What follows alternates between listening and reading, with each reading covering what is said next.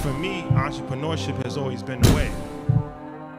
Investing is important because it's the only way you are going to be able to get rich and wealthy for your family. We can close the wealth gap by working together. Market Monday is the biggest investment show ever. My life has literally changed since watching EYL. When you can make people money and you can add value, they're going to be forever indebted to you. And I promise you this year, I'm going to make y'all even more money.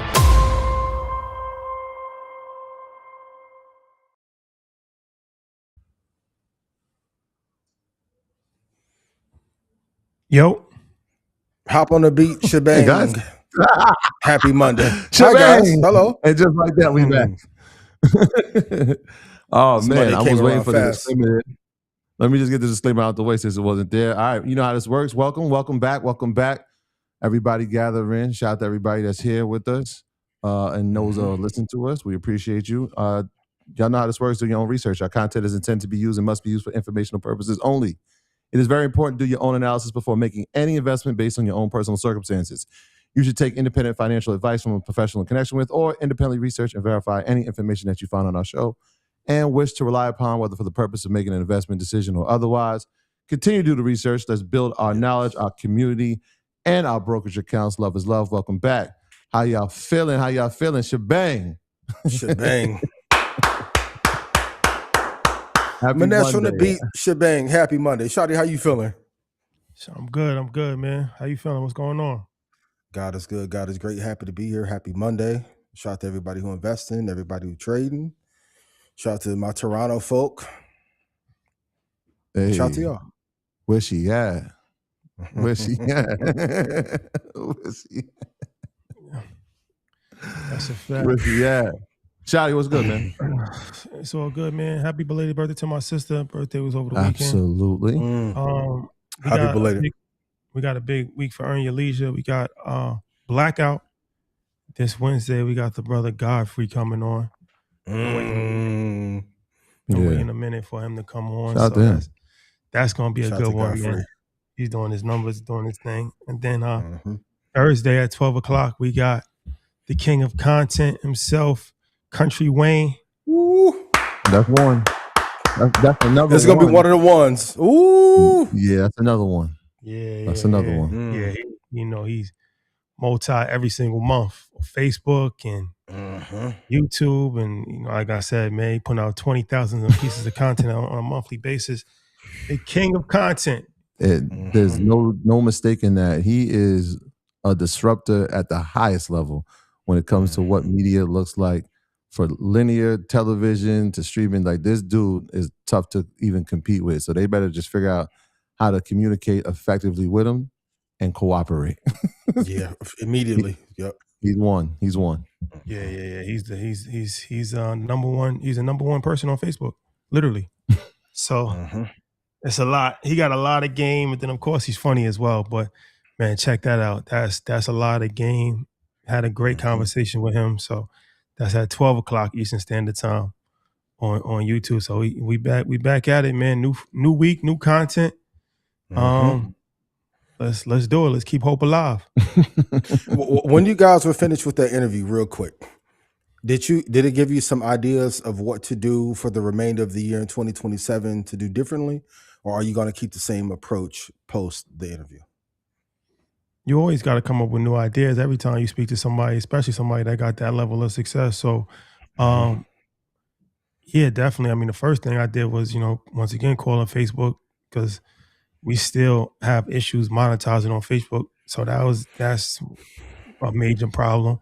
So first trying to figure that out. But yeah, he's definitely a very insightful person. So how he crafts the content, the whole, creative process that he goes through, very, very, very, very strategic about how he does everything. So yeah, you don't get that far by accident. So he's like the new Tyler Perry in a sense of, like, didn't go mainstream, didn't go Hollywood, created it online, with dedicated fans, people that, watch every time he drops an episode. And it's an ongoing soap opera, really. It's a soap opera that never really ends, in revolving cast of characters. So Yeah, you gotta learn. You gotta learn from everybody for sure. When we pulled up to do the interview, this is pretty amazing.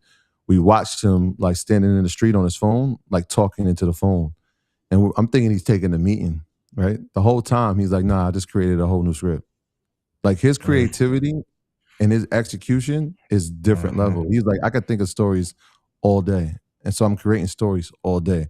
I think the most impressive part and what we can really appreciate is the systems that he has. He's like, look, we're putting out this much content a day. Heard every day. And I'm always thinking of ideas. In fact, after I leave here, I'm gonna create something else. We almost create something. Well, y'all watch it. Y'all watch. I ain't gonna get too much. Y'all watch. Y'all watch. Y'all watch. I haven't seen the interview personally, but the funny thing is the day that you guys told me that you was doing the interview, my dad had brought him up to me. Same thing about infinite scale. I promise you this is going to be one of them ones that you're going to take probably 5 pages of notes on. If you're a content creator, please tune in. That's going to be a great one. Absolutely. Appreciate that. Yeah. Yes, sir. Okay. Oh, real quick. Shout out to everybody that pulled up Thursday. We appreciate all y'all. It was jam-packed. We ran a little overtime, but y'all didn't waver. Y'all stood there. Y'all took notes. And even better, y'all executed on the information the next day. There was a nice pullback on Friday. So shout out to everybody in EYL. Shout out to the Red Panda family. They was in there too, man. So shout out to everybody that took notes and executed. Love is love. Okay. Ian, any announcements? Yeah, following up, Red Panda Stock Club call will be this Sunday, May 24th at 4 p.m. Central. If I made you money, please put yes in chat. One of the Red Panda millionaires is going to be in there. And then Wednesday on Blackout Out announced a special guest who we have on there as well. Shout out to Overcast. Make them pay. Shout out to the boys. Shout out to Baca. Amazing rollout. Shout out to Maul. Everybody who was up there, Daniel. And then also I would be at Dave Shan's podcast summit. It's going to be the first time that I break down some of my thoughts on how to make money in media, how to build an amazing community at a higher tier. So get your tickets to that and let's have an amazing show. It's a lot to talk about in today's market. Yeah. That's a fact. So what's the futures trading tip of the week? We were just talking about this off camera, but please write this down. You would never be an amazing trader if you don't have a great long-term portfolio first. We are back in a trading psychosis, a meme stock era where everyone is just trading away. And the thing that I'm seeing is those that are doing incredibly well in futures trading have the pressure off of them because the long-term base is taken care of first. A lot of you keep saying, hey, I want to trade my way to freedom. I'm going to be honest with you. The options and futures market are put together. Those markets are designed to take money away from you if you overtrade. Even to this day, I'm still looking at 4 to 6 maximum per week. Some of you are trading every day. Some of you are doing options, 0 day, and futures intraday that expire same day. Mistake. In order to be a great futures trader, you have to have a long-term portfolio working for you. So you're not forcing a move. You're not forcing a trade that's not there. You're not trading past prime time. And if you don't do that, you will never make the money that you want to make. Like even, for example, the target that I gave away at the mastermind, 523 points on NASDAQ and Dow, 20 contracts is 52,300. But I know some of you who have lost 20 and 30 grand in the market trying to force a move that wasn't there, and you missed a buy-in opportunity for some companies long-term. Once again, long-term portfolio first, then trading. If you tell me, well, I don't have the money for long-term investing, you should not be trading anyway, if that's the case. Build a business, find a way to be an affiliate, find a way to get money in to take care of the long term first. But if you are trading first, you're going to end up in financial ruin. Yeah, I'm with you. I think people skip over that. They gloss over it. But the foundation part is the most important thing. You compare it to anything. You compare it to the home building process. You can build it to talk about your relationship. It has to be built on a foundation, and that's the long-term portfolio. What does that look like? From there, you can choose what you're going to do, options or futures contracts on. it has to. The other way is going to lead to some dangerous returns for you. And it's interesting. The more I think about it, and even Thursday we had gentleman from Charles Schwab on, who's been an institutional brokerage, obviously been working with him for over 20 years. He said, the smartest thing you guys are learning? Buy time. Buy time. It's the number one asset. Everything. Right? It's the number one asset. And so we always talk about buying time, because the one thing we can't control is the market itself. We can't control volatility, but what we can use to our advantage is the time. Letting contracts have volatility, let them come back, let them have appreciation, let it be a little volatile, let it have more appreciation. All that happens when you buy time. You're buying 0-day contracts, good luck. You're going time is against you. Yep. Once you buy it, that data, that time decay is working against you the second that you buy it. And if you're in the day one, that's expedited even faster. You're not thinking about that. Most people are saying, like you said, it feels like a meme era in a sense that people are just making trades on speculation. But there really isn't one company specifically, right? That's where it's like when we knew it was GameStop or we knew it was Bed Bath & Beyond. This feels like very different because they're just it's everything, every sector. Yeah. Yo, I saw this on Trends and I think it's gonna work. I saw this on YouTube. I think it's gonna work. I saw it on Instagram and it came up in my feed 5 times. This must be something. Yeah. Do the research. That's part of the disclaimer. Please do that. Then people hit me this. Bill Ackman bought Microsoft.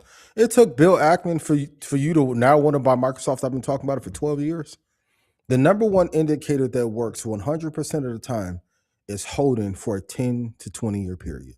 That has to be the foundation. And I'll ask everyone tonight, would your life have been different if your parents or grandparents knew in 1970, 80, 90, and 2000 to buy stocks for you and hold them for a long period of time? I know you're racing against the clock. The brokerages also know that you're racing against the clock and you are the liquidity. Please take care of the long term first and then go to trading. That's a fact. Okay. Imagine if y'all would like traded InvestFest year 1, year 2.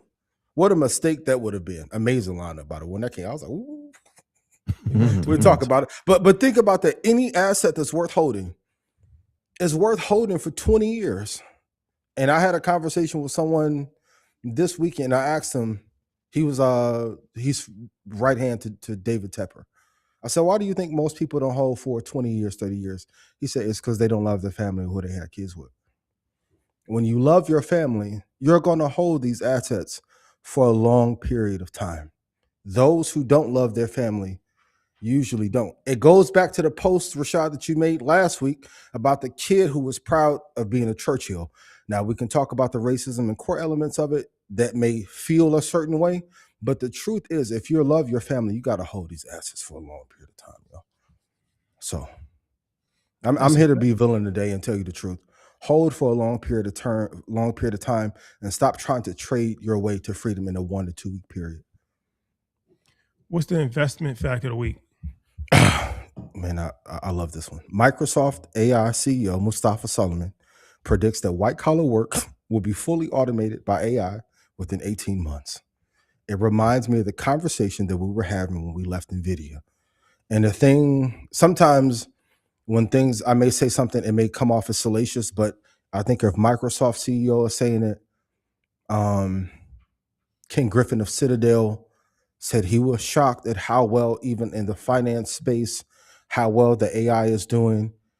I think we have to have some really tough conversations about what to do to be able to sustain yourself once we get through that 18 to 24 month period, because it's going to be pure chaos. Meta is reportedly going to let off 7,000 jobs. Kudos to everyone at HQ or any offices around the world and those who can be affected. For everyone who keeps saying, well, no, it won't affect my industry. The people that they're inside of the biggest companies on earth, they are terrified. So the investment fact of the week is, it may not be 2 years, it'll probably be 18 months, according to the Microsoft CEO. Get prepared, get your tickets to InvestFest and start to build systems, processes, and agents that can automate the work for you that will allow you to get 3 or 4 years of revenue into the business inside of 18 months. Yeah. I'll stay in that theme with the fact that I'll say that, and it should feel like this, but I want people to really like bunker down and realize like the AI story is more than semiconductors. I think when people think AI, they think, oh, that's what Nvidia does, or that's what OpenAI is, or that's what Anthropic is, and it's so much more. There's infrastructure, but even more importantly, it's energy too. So every piece of the economy is now part of that AI story, right? Like we saw Nextera and Dominion Energy combined today. Like that's not something that we should just sneeze at. Why are they doing that? Because they know that compute is going to be in demand, which means energy is going to be in demand, which means what is our grid going to look like? We can go at this individually, or we can come together and say, hey, we're going to need some more gigawatts. How are we going to do this as a conglomerate rather than individually? Which is a good sign that companies at that size are working together because they understand what is ahead of us. So understanding that story and realizing like there's so many different parts to it other than just a GPU, vitally important. You got to understand that, and there's opportunity to invest. So you got to know that as well. Rashad, can I ask you a question? What time you get up and start working today? I'm gonna tell y'all a personal secret. Our group chat been dead today. Last 2 days. Quiet. If you would have looked in our group chat, you would have thought like we was beef. It was so quiet. Why? We all keep talking to people who have amassed a net worth way higher than ours that are working like destruction is coming in 2 years. What time you get up and start working today? Well, I did. Funny you asked me. I did 10 miles today. I just started that. Today was my 10-mile journey. So I was actually, I was going to talk about this on Blackout. We could talk about it now because it is relevant to business. So I was speaking to Shine. Shout out to Shine. He lost a lot of weight for his show, and he was saying that how he lost weight was that he had an apartment in Brooklyn that he was staying at. And he would walk to Manhattan every single day. And long story short, he was telling me he walked 10 miles every day. 7 days a week, he walked 10 miles. So I started to do the ChatGPT and research, and I realized that 10 miles is average around 3 hours. It takes about 3 hours to walk 10 miles. Yeah. So I'm like, I'm gonna start walking 10 miles a day. But I'm like, so today was the first day I walked 10 miles. So how I did it, I broke it up. So I'm usually up around 6 o'clock, 6:30. And I've been doing this for years since I was in college. I meditate sometimes up to like 2 hours in the bed, like, not like a deep meditation, but, I think about things. I'm on the phone. I'm, kind of going through different things. So I'm like, I have time in the morning. So 7 to 8:30, that's usually a time where I'm actually free. So I walked today from 7 to 8:30. That was 5 miles. Then I started my day. And then I had some time in the afternoon around 2 o'clock, 1:30 actually, 1:30 to 3. And I walked another 5 miles. And during the 5-mile walk, I had a couple of phone calls. I was on a Zoom call. I was on, Portfolio Watch, talking to the content team, doing the things that I would usually do because I don't really use the computer too much. I'm on my phone all the time anyway. So being that I'm on my phone all the time, I figured it would be more beneficial for me to actually be walking while I'm on the phone as opposed to, and I actually got the wired AirPods today too. So I had a pretty productive day. So yeah, that's my new regiment. I'm gonna try to walk 10 miles every single day, and I mapped it out till I could do. It's not as difficult. It's not as tough as It's not as tough as you think, especially if you live in some level of an urban environment, because the city walk is kind of good. But the hour and a half in the morning is definitely doable for me. The other hour and a half, it might change. Sometimes it might be at night. Sometimes it might be in the afternoon. But you'd be surprised how much downtime you have during the course of a day anyway. Just on your phone or on a call or on a Zoom. Like, we could do that moving. So that's the answer to your question, Ian. I was up early, but I did walk 5 miles in the morning, then another 5 miles. And then I worked out today too. I went to the gym. So after my first 5-mile workout, I went to the gym with my trainer for an hour. So I actually walked 10,000 miles and I worked out for 10,000 steps before they get to yeah, cropping, you know. 10,000 Yeah. steps. No, 20,000 steps. 20,000 steps, 10 miles, and I worked out for an hour in the gym. Well, same thing. As soon as I got to Mexico, 16,000, 32,000. Yep. But my point is, everyone is being extremely productive, getting mind, body, spirit, business, personal relationship right for what's to come. Clap it up for Rashad, though. And if you can walk in New York, oh, it's my favorite thing to do. Oh, my God. Well, that's one of the benefits. And I don't even live in New York City, but I live in like a small quasi type city. But that's one of the benefits of living in some type of urban environment is that you can't really get that on the suburbs. Like a real suburban place, like it's kind of hard to walk 10 miles. You get bored after a while. But the city pathway, you know, you can go through different streets, and that's, if you do live in level of urban environment, that's a benefit, because there's a lot of negative parts of living in an urban environment, but that is a major benefit, I think, of living in an urban environment, is for sure the ability to get out in nature. Yeah. And it's better than being on social media. And somebody put it in the comments. I talked about this in Stock Club last week, but if you put that weighted vest on with it, ooh, Oh, man. tough. Yeah. Hey, to those of y'all in the military, I see why y'all don't let no civilians talk bad to y'all. I feel you. Ooh, that 40-pounder, that 50-pound, ooh, man, tough. Health is wealth, though. Health is wealth. No, it's important. Even in our neighborhood, like I measured it. It's like a mile walk. So like you see a lot of families doing it together, which is dope too, right? Especially like now that the sun is out a little later, like people are doing it post dinner, like they're doing it as a unit, right? It's not just individuals. I'm seeing people from other neighborhoods coming through the neighborhood. It's that time in New York, but like watching people be outside and doing that is dope, man. So kudos. If you can do that, do that. If you can do it with your family, do that. It's dope, because now it's like, number one, you're active, but you're also engaging in conversation, which is dope. But also, to tie this all in with the trading, investing, entrepreneurship category, the reason why, so me and Sean was having this conversation, he was saying the reason why, because he's already a fit guy, but he said like there's an ideal weight that he thinks at a supreme level. So that's why he had to drop the weight. It's like a fighter. He was like, for him to remember the songs, to perform, to have his breath, like he had to lose breath that control. Is an ideal weight. The same thing is true with entrepreneurship, investing, and business, is that there is an ideal physical fit measure where you're optimal. You're optimal. Like you're hitting every, like you remember things clearly. You're coming up with ideas. You have clarity. So you execute faster. Yep. Part of being a good trader is investor. I don't even want them trading. I'm trading even more, because you got to have even more clarity. You could be out of shape and just put money in Microsoft and just. Well, I'm seeing. I don't want them trading. But that's what I'm saying. Even more so if you're a trader, because you got to have even more detail and more discipline. So, but either or, you have to. This is direct correlation. You don't really see a lot of fat people on Wall Street. No disrespect. You don't see a lot of them.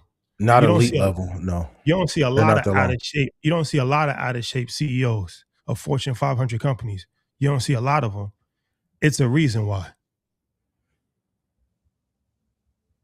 Think about it. Just think about it. We needed a sound effect right there. You cooked though. Content team. Silent.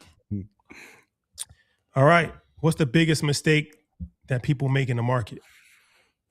I need you guys to realize that in modern history, the only negative years we had in the market are 2008, 2018, and 2022. I had this conversation on the way here, and someone was telling me, well, I'm afraid to put money into the market because I think I'm going to lose by end of year. And I'm like, if you go back since they were damn near a kid, the only 3 years we had were 2008, 18, and 22. Every other year has ended up positive. And how much longer? Like, we're looking at the S&P in a couple years being at 10,000.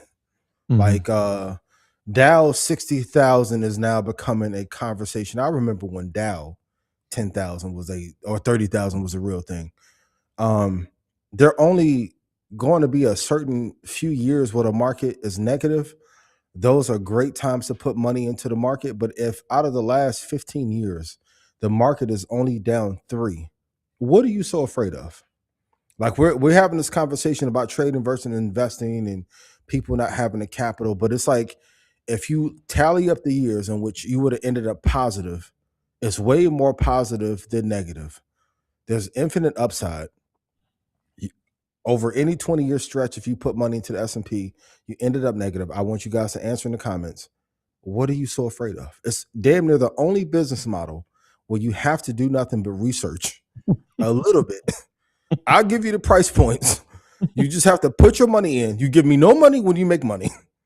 And then you get all the upside of being free. What are you so damn afraid of? Hold for the long term. For those who say, I don't know what to invest in, the S&P 500, the 500 biggest companies on earth, SPY is the ticker. But 2008, 2018, 2022 are the only down years in modern history. What are you so afraid of? Well, I think also it's people, when they hear the message of don't buy at the top or don't buy at all-time highs. So that's stopping people from investing, because if everything is at an all-time high, then they don't want to be caught holding a bag when there's a 20, 30% correction. I get it, but if I tell you the price to buy in, then what's the excuse after that? Yeah. I think the biggest mistake, we spoke about this like before we actually started going live here, is this Hail Mary play, man. There's a lot of Hail Mary happening, meaning we're expecting outlandish gains in short periods of time. And can that happen? Yeah. Will it always happen? Most likely not. And what you don't want to see is people blowing up their accounts off of speculation. And it's feeling real speculative, especially the texts that are coming through my phone. Like I told you today, I got hey, I'm looking at a call that is out to May 18th. And I'm like, that's today. Like, that's what we're doing? Right? Like, what are you seeing? What's the fundamentals? What technicals are you looking at? Like, what makes you come to that theory? And it's like, oh, I heard somebody say this on this. I'm like, man, the discipline is unraveling, which means that the patience is going to be unraveling, and accounts are going to get blown up. And I don't want to see that. That's why I was like, yo, the trading, yes, if you're seasoned, if you've been doing that for a while, if you're dedicated, if you're dedicated to it, if you have the time for it, if you have the correct setup for it, if you've really mastered that skill, more power to you. A lot of us have not mastered that skill. And a lot of us are thinking that, hey, it's going to work in the reverse order. Hey, I'll master this day trading thing, and then I'll think about the long term. It doesn't work that way. Right. Like, we were comparing it, like, I've never played ball, but like, I'm going to start with step back threes before from half court. From half court before I get my layup package together. Right. Like, no, start with the fundamental things, the things that are going to actually help you when you go out that far. It's not going to work in reverse order though, guys. Like, really get disciplined, especially in times like this when we're seeing all-time highs. And yes, do we think, we'll talk about it a little bit later, do we think that this is the peak for the year? I don't think so. But that doesn't mean we lose discipline and we unravel in some of the plan that we had. Build that foundation, be disciplined, and have some patience. Please have some patience. I had a friend call me 5 times back to back, 10 o'clock. Yo, why are you not picking up? I need your advice on soybean futures. I'm like, you don't even eat soybeans. Like, why are you trading some shit that you don't know how? And this is a great lesson too. Every future that you can trade has a different personality, different temperament, and trades at a different speed. He's like, well, I got 7 contracts in it. I need to know where to get out. I'm like, why are you in it? Like, I know there's a lot of fear in the market, especially if you're trading, and you have FOMO from seeing other people who may not even be as experienced as you doing well. Stick to your plan. Notice in all the time that I've traded futures, when options got hot, I never said, man, I got a call. Stay in your zone of genius and quit copying other people's blueprints, and you don't have the blueprint laid out for yourself. I'm seeing a lot of people making a lot of money, but like you said, there's a lot of people who are blowing up their account chasing the gains of others. That's a fact. Let's talk about Elon versus OpenAI. This is something that is a highly talked about legal battle. For people that don't know, Elon was at the beginning level of OpenAI. and how he puts it, kind of got screwed out of the situation when they decided to change their mission from a nonprofit to a for-profit organization, and a lot of other nuance. So he felt like he was owed a lot more than what he received, which I don't think he received too much. And they went to court. I think it started last year, and today I believe the judge threw the case out. Yeah, the jury deliberated today and dismissed it on claims that he waited too long to file the claim. Not that he wasn't wrong, but that he just waited too long. Which he said he's going to appeal. I mean, if you can understand if sitting in that position that he's in, objectively looking at it, right? Like you're thinking this is a nonprofit, it turns into a for-profit, and then you watch a company like Microsoft spend $10 billion on it, and you're thinking to myself, "Oh, hey, how'd I get cut out that deal?" He's going to appeal it, like you said, but it's interesting. The case obviously was put forth a year ago. The trial started maybe 2 weeks ago, so it's moved pretty quickly. But I think the remnants of the trial, I think Elon looked at it from a standpoint of how can I hurt this company? Yep. I don't think he wanted to win. I don't really think he wanted to win. Obviously, he has his company that's going to IPO here shortly. But how could I damage it? And I think he succeeded in that. In a way that's like a little maniacal, I feel like. Right? Like if you think about how we thought about OpenAI a year ago and how we used to talk about it and how we talk about it now, the sentiment has dramatically changed. Completely changed, which also when it's going into its IPO hurts, right? Because now how do we know how to move with this IPO if he has to get a piece of the company? Like that changes everything. That gets pushed back. But I think the most damaging thing about this is that the public, not OpenAI, yes, but the public scrutiny of Sam Altman. Oh my gosh. You did. So the judge might have dismissed the case, but what is done to his public perception, how OpenAI is now looked at as maybe second, could be third place when you're talking about platforms, right? Anthropic has certainly steamrolled and darling fire, and now is the darling of it. Gemini's there. Elon is like in that fourth place, and OpenAI is he's really changed the sentiment of how we think. And I feel like, yeah, could have been a settlement of money, but this isn't about money. You're talking about a guy when SpaceX IPOs trillionaire status. Yeah, for sure. So it's not about money, but what it is it's a principle. It's the principle and the public perception of what I can now do to you. The thing is that's really interesting about it. I do feel there's an element of he didn't care about the development of the company until it became extremely popular and successful. I know we were supposed to talk about this a little bit last week, but Rashad, like in terms of how using the media, because if you look at Sam Altman versus Dario, it's a night and day comparison. What are some missteps do you think Sam Altman made, and how could he have handled this better to make sure that his name wasn't dragged through the mud in terms of the media?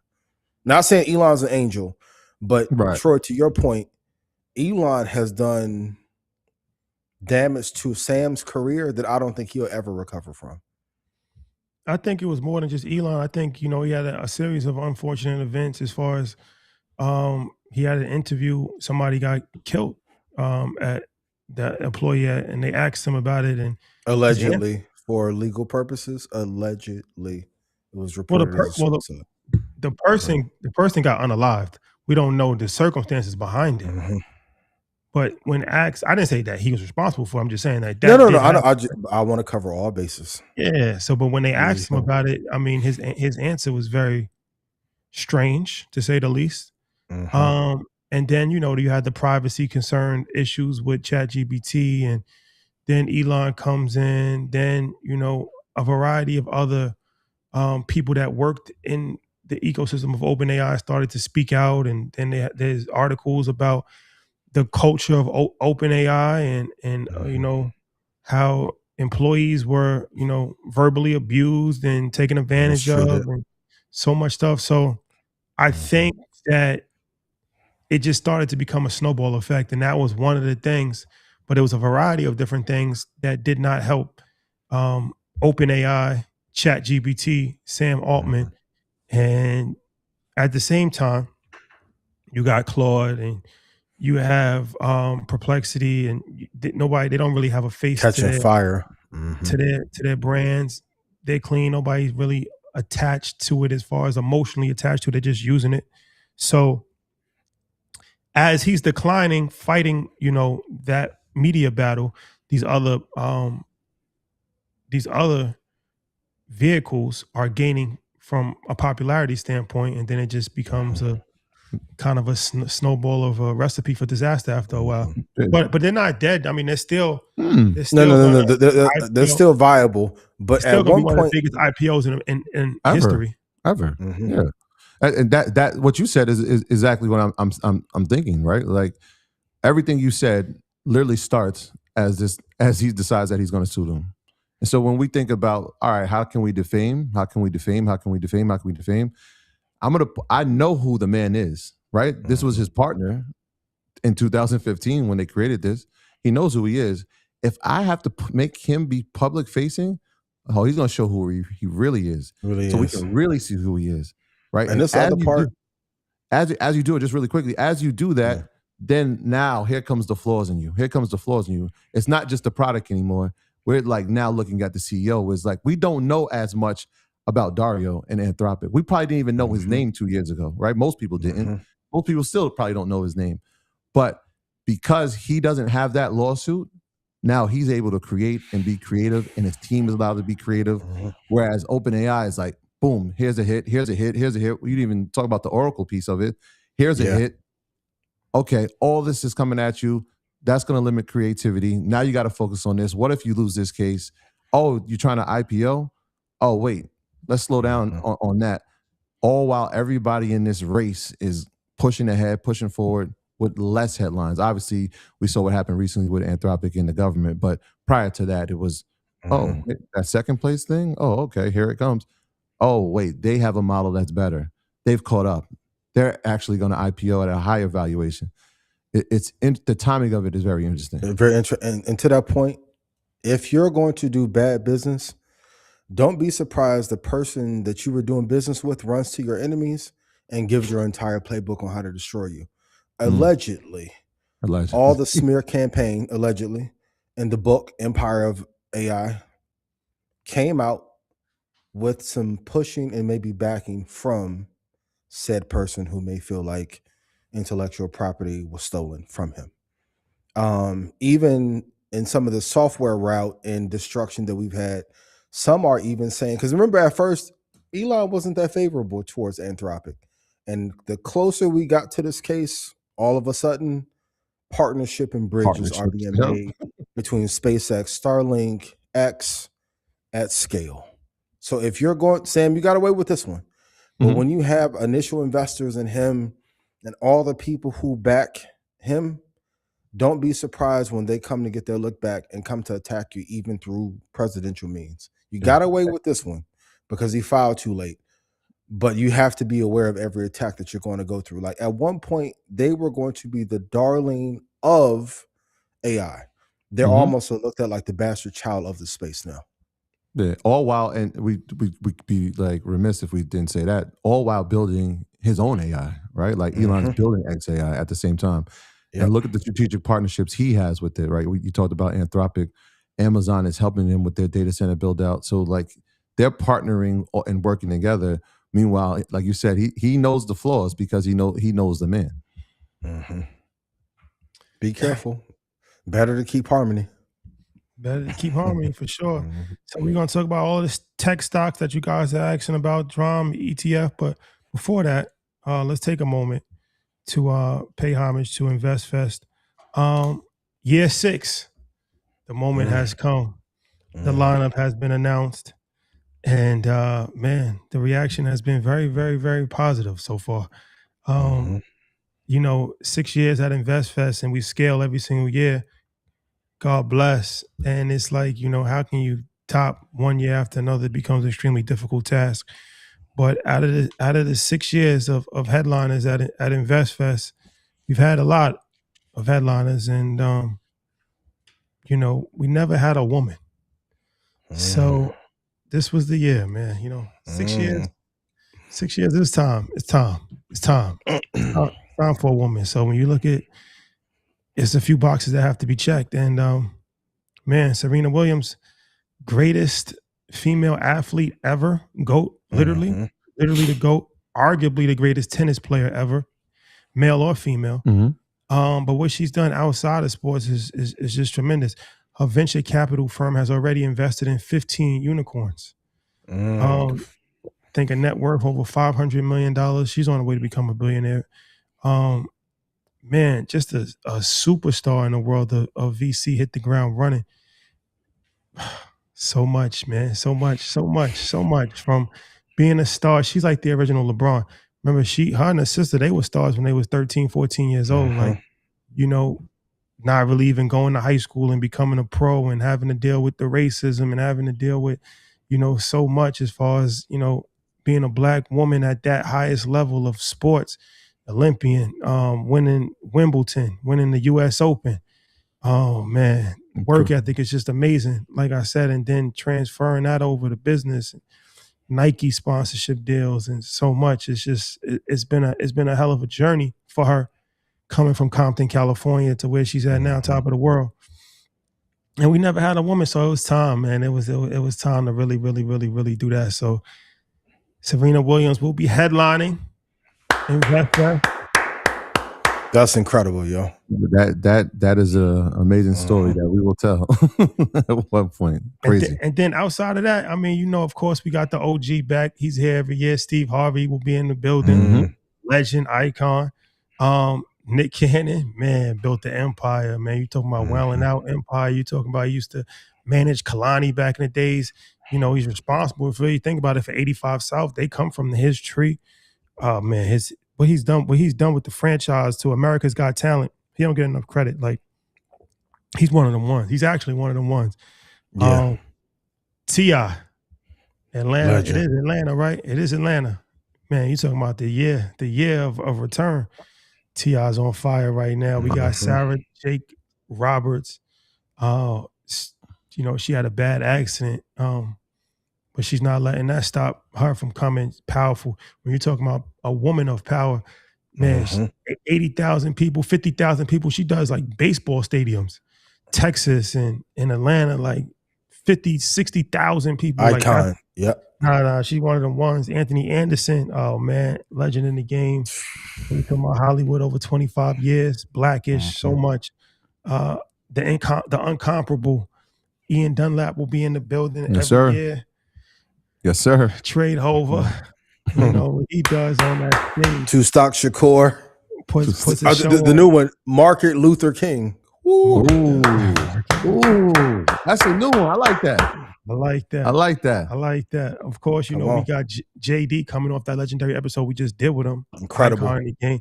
My brother, 19 Keys. Tashonda Brown Duckett. Y'all might not even know who that is, but she's the only black woman that is the CEO of a Fortune 100 company. She's the CEO of TIAA-CREF. TIAA-CREF is the largest asset manager in the world. Over, I think, $14 trillion. Literally, they're the largest asset manager in the world. And she's the CEO of TIAA-CREF. Legend in the game. My brother Vic Mensa, he's been killing it. Keith Lee, we talking about content. Man, we got the billionaires coming. Mike Novogratz, somebody who we be talking about a lot.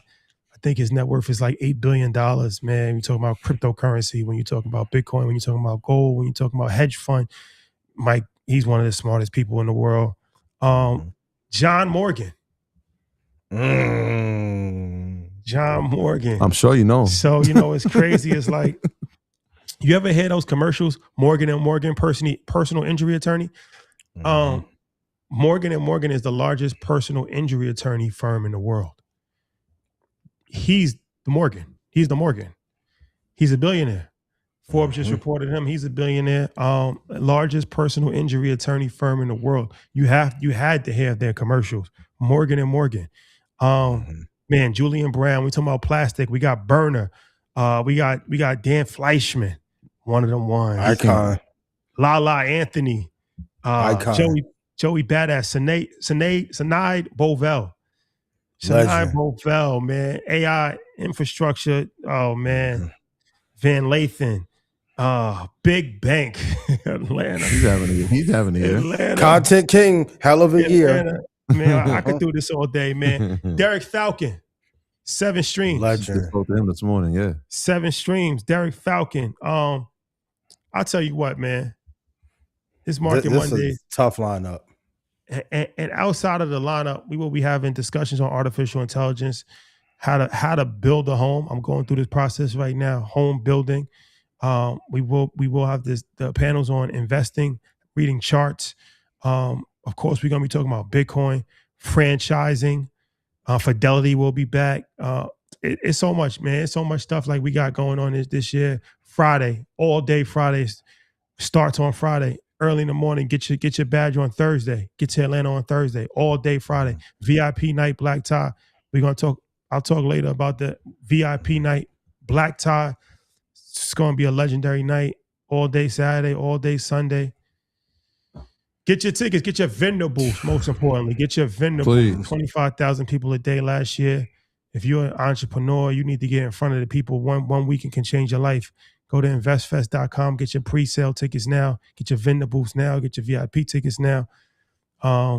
This is going to be good. That vendor situation is so crazy. Like, you count the amount of businesses. I think we have 407 businesses there last year. I mean, I would probably say 97% their greatest sales weekend is at InvestFest.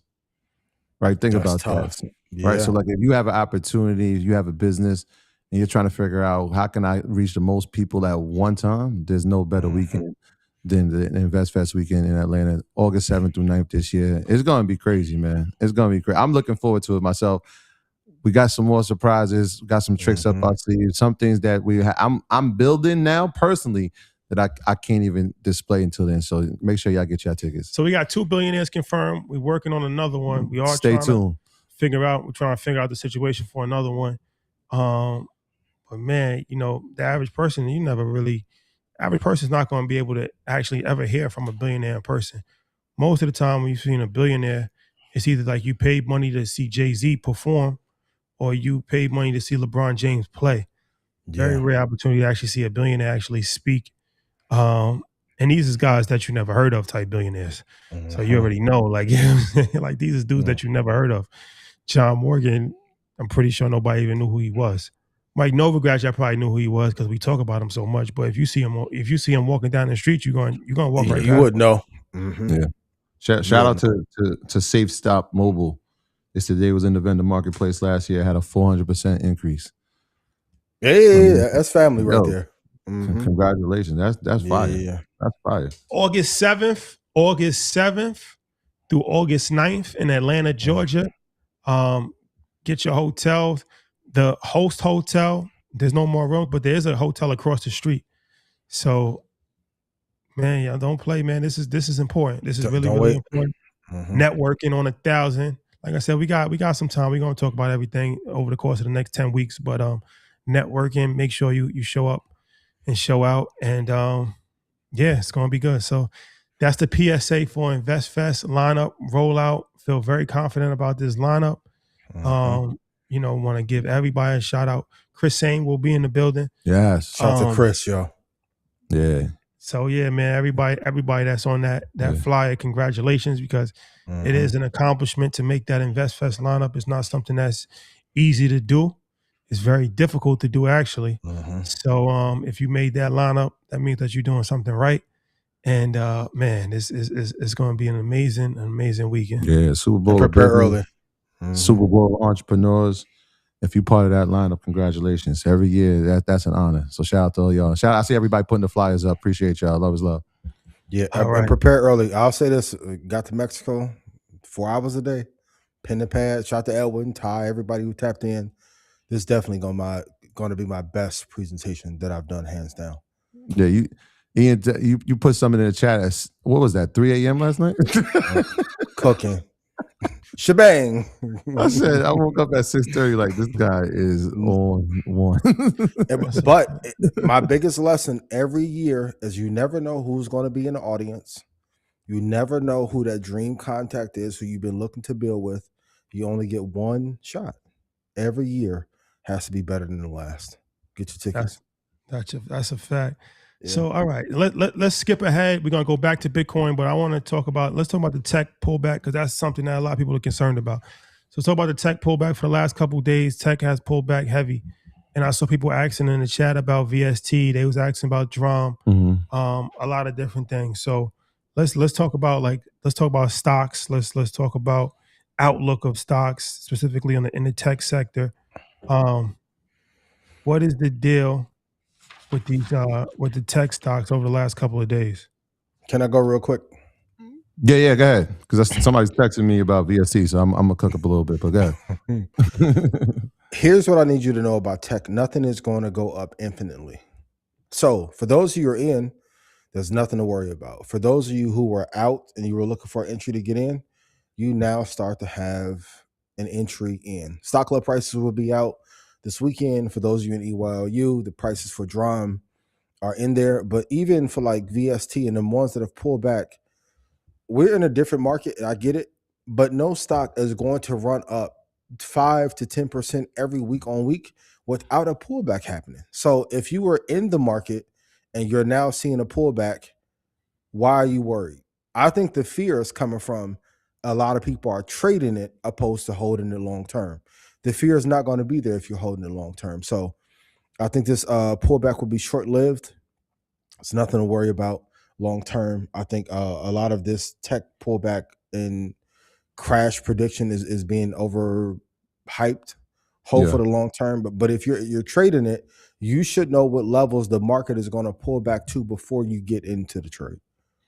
Yeah, I mean, it's interesting when people look at it. That's how I know like this is just feels like Hail Mary throws, because if people think that we're in a tech pullback, I mean, these are just the numbers, right? Over the past 5 days, the NASDAQ has been flat. Literally, it's traded at 0.01%. Over the past month, it's been up 7%. And so the overall sector of technology, NASDAQ, has actually hadn't even had fire. It hasn't had a pullback. It actually is positive. Today was down. Friday it was down, but you got to take Monday through Friday, and then you got to for the past 3 or 4 weeks. Now, have certain sectors inside of technology had a little pullback here? Yeah, we watched memory, which we all applauded on the way up. We watched Micron get to 810, and we watched SanDisk get to 1580. Have they pulled back 7%, 8%? Yeah. That's what we call being overextended, right? When they have those parabolic runs, again, number one thing is going to happen is people are going to take profit, right? That's first and foremost. People are going to take profit. The next thing is buyers are going to see, okay, well, is this the level where I want to buy, right? After we take profit, it pulls back. Is this the level where we're going to buy? Where is the next support level where buyers are going to come in and say, okay, it's fallen to a point here where we're going to consume more, and then we'll see it tick back up. Micron pulled back 7% today. Okay, well, let's see where that level is of support. Does that change the story of Micron? Absolutely not. In fact, if you're watching how Micron's moving, I called Shotty at 7 o'clock on. I texted him 7 a.m. Saturday morning after I was deep in the weeds in some research, and I hit Ian today about it. I'm like, look, guys, this story is far from over. In fact, what I'm reading now, I got to fully interpret and fully break down so I can explain it to the rest of the world in a way that is digestible and they won't run from it. And so look at the factors. Memory's not going anywhere. It's sold out for 2026. Looks like it's going to be sold out for 2027. Part of the issue they're saying now is, can they meet the demand even though that they're sold out? Can the fabs come online fast enough? We'll see. All projections are they will, and the CEO, Sanjay of Micron, has said that they will. What else is happening in that space? Why we saw Drum pull back a little bit outside of Micron. Samsung is its number 2 or 3 holding, depending on what the day is. Samsung potentially could be in a strike.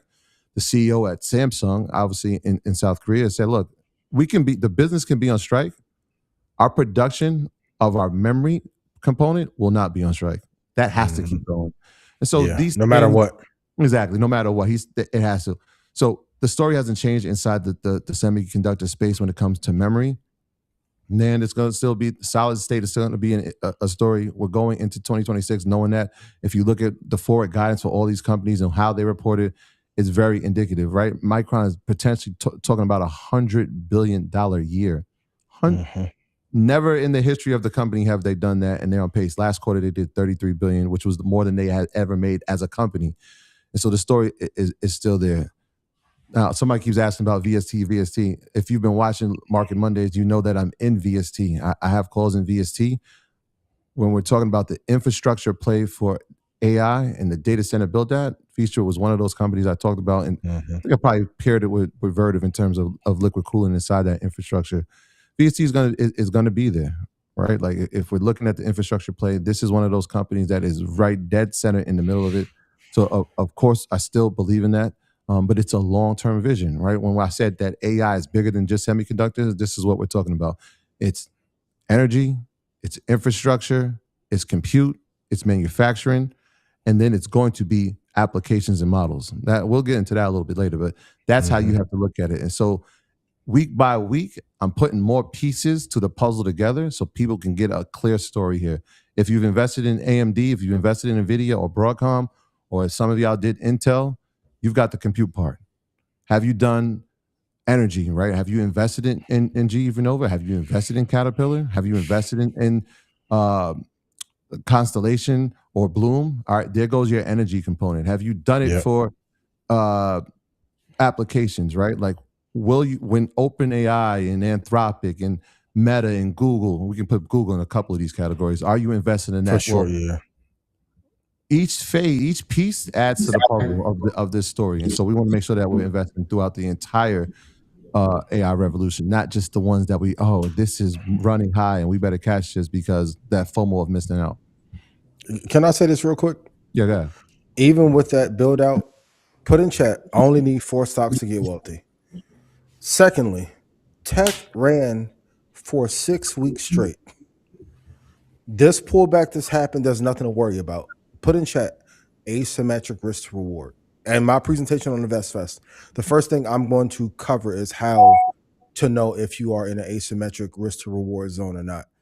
If you're looking at NASDAQ right now, 29,782 down to like 28,380, 385 is not a zone where you can get 5X from. Same with Micron. Micron ran for 6 weeks. Okay, great. Some people took profit. Some people got afraid. It's just not the right buy zone to begin to buy, right? But when it was at 332, people sat on the sidelines and it ran up. You have to know what buy zones to be able to buy in to then hold for the long term. Stop buying at the top. Everything could be okay. But stop trading the greatest companies on earth and hold them for a long period of time. You'll be fine.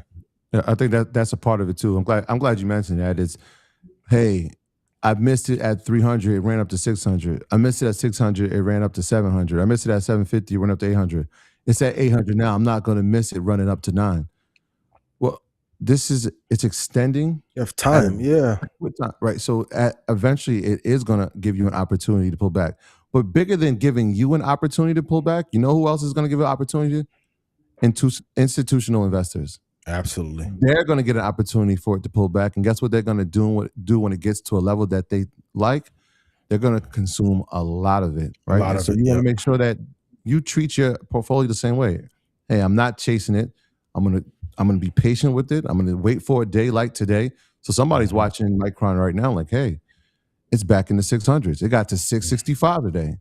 Yeah, this might be an opportunity for me. So like, just be patient with it. So let's do this if we can. In the interest of time, let's do lightning round for a few tech stocks that people are interested in. Okay. So first ETF, SMH. Love. Absolutely love. Hold for 5 years, no question. Hold. Yeah. If you're buying the ETF and adding it to your portfolio, if you're making options on it, you're talking about investing in the semiconductor space, which is part of that. I talk about the 5-tier cake that Jensen talks about for AI. SMH encompasses the entire semiconductor compute part of it. Nvidia. Hold on, can I give a price for SMH? Because I don't want them to say we didn't tell them where to get in. Okay. Let's do 435.75 for SMH. 435.75. Nvidia. Absolutely love. Hold for 20 years. Love, love, love. It is I said this before.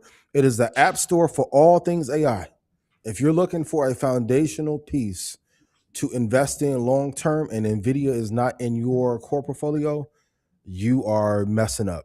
Love more than Apple. Absolutely. Love more than any company for me. It is the foundation of the portfolio. And so SMH, obviously, it leads that ETF. Got to have it. That's why it's weird when I hear a pullback in technology, and Nvidia actually hit an all-time high last week. Yes. They're going to be reporting. So this is another big week for tech because 8% of the S&P, Nvidia is responsible for that. Yep. Right? So it's 8% of the S&P 500, and they're going to be reporting their earnings on Wednesday, which is a big day. Nvidia, y'all know we love. We're heavy investors in it. But yeah, definitely got to have it. TSM. Home run love. Come on, man. These are... Those are real questions? Yo, man, my part of the presentation on Thursday was my love for TSM, some of the drawback for TSM and why it was kind of not consolidating, but we always said to ourselves, this is a 300 per share stock. Now I got to 400. It's not the ceiling. I don't see the ceiling here yet at 400, just because of how fundamental it is. We had a conversation, myself and Shadi, about the geopolitical issues. Then we had it in the chat as well. That still is there, but TSM is another one. It's slowly going away. And my long-term target for TSM is 585.95. Even that geopolitical threat that could have been there years ago, nothing to worry about. What about ServiceNow? For a trade or hold? Both. Troy, I'll let you go first. Yeah. You know what? I know. So ServiceNow is important. So I think before we give them an entry, I think most people heard me say last week in our segment when we're talking about listen to what Jensen's saying, who he's saying, and what he's investing in. And he keeps showing up every year at ServiceNow's conference, and it's for a reason. And it goes back to how he's looking at the tech space when he's talking about the infrastructure. So there's energy, there's manufacturing, there's compute, there's models, right? That's OpenAI, that's Anthropic, that's Google, that's Meta. And then that last tier is the agents, right? And so ServiceNow, he's looking at it. If we do compute, they're the next layer. They're going to be the company that is going to allow operating for agents. And so when you think about that, they've taken a huge hit. Why? Because software companies, which is where they're kind of classified as, have been taking a huge hit. So you look at the Salesforces of the world, you look at obviously ServiceNow, you look at Workforce, you look at Microsoft, which kind of got put in that category. They've been taking a hit. Structurally, when AI agents come on to the landscape, right?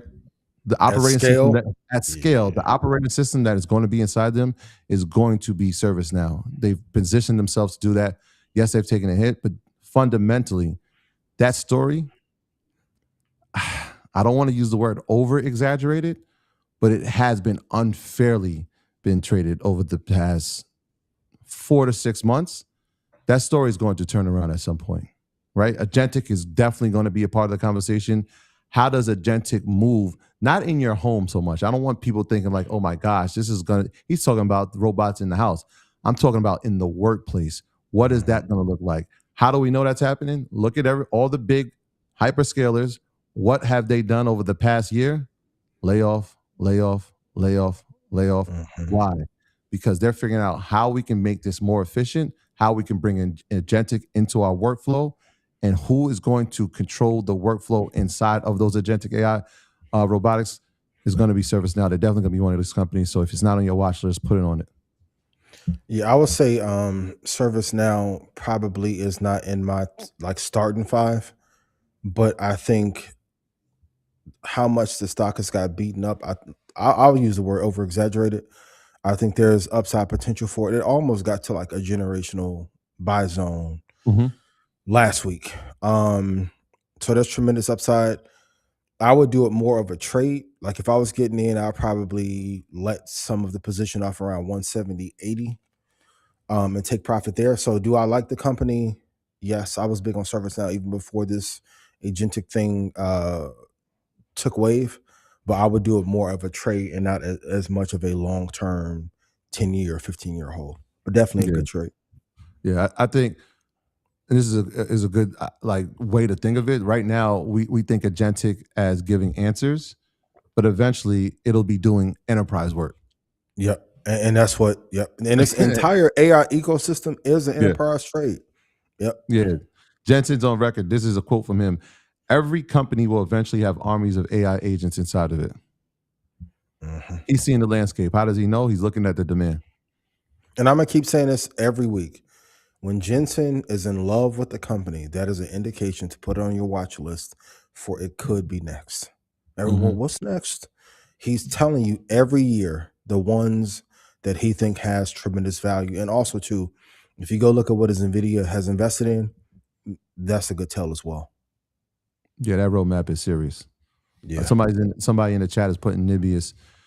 Nibius is in that same idea of AI compute, but from a standpoint of renting it out, right? So like what CoreWeave did, Nibius is also doing, and Nvidia's invested in both.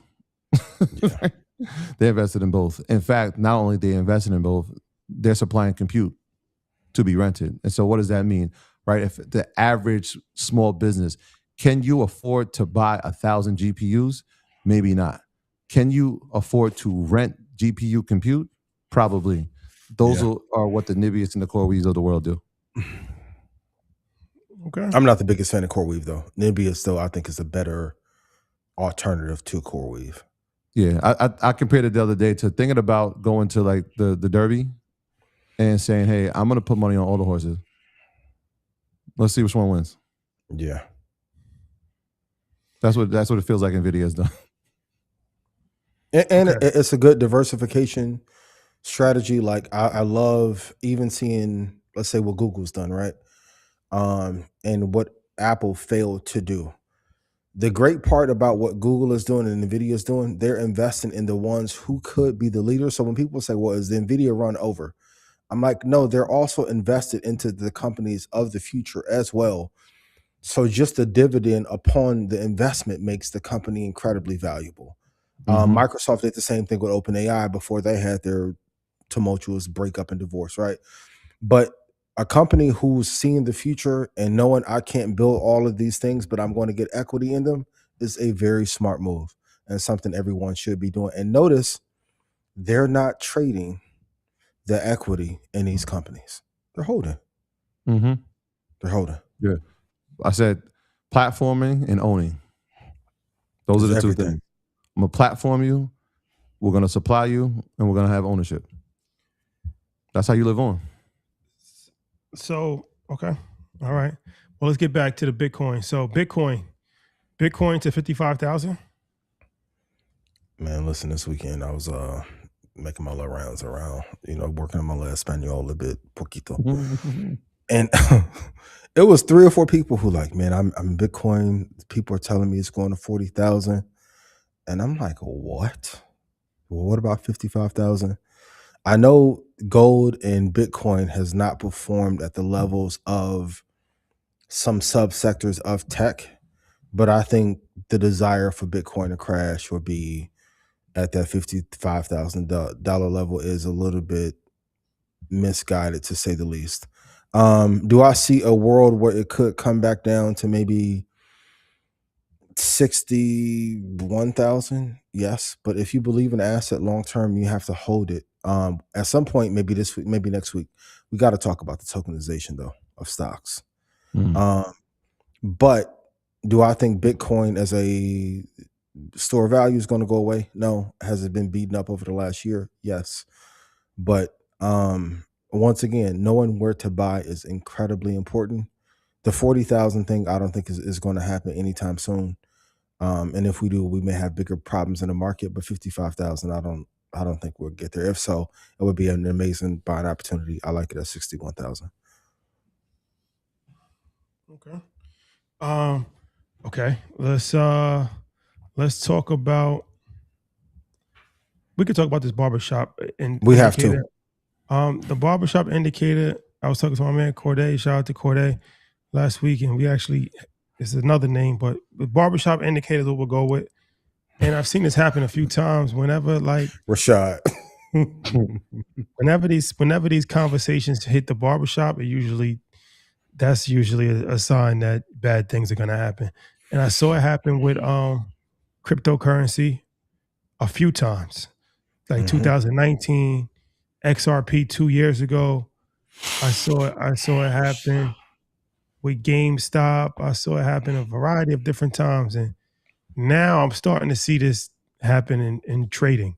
In trading. Where once you start to see everybody talking about that, especially unfortunately, Rashad, barbershop, please, the barbershop.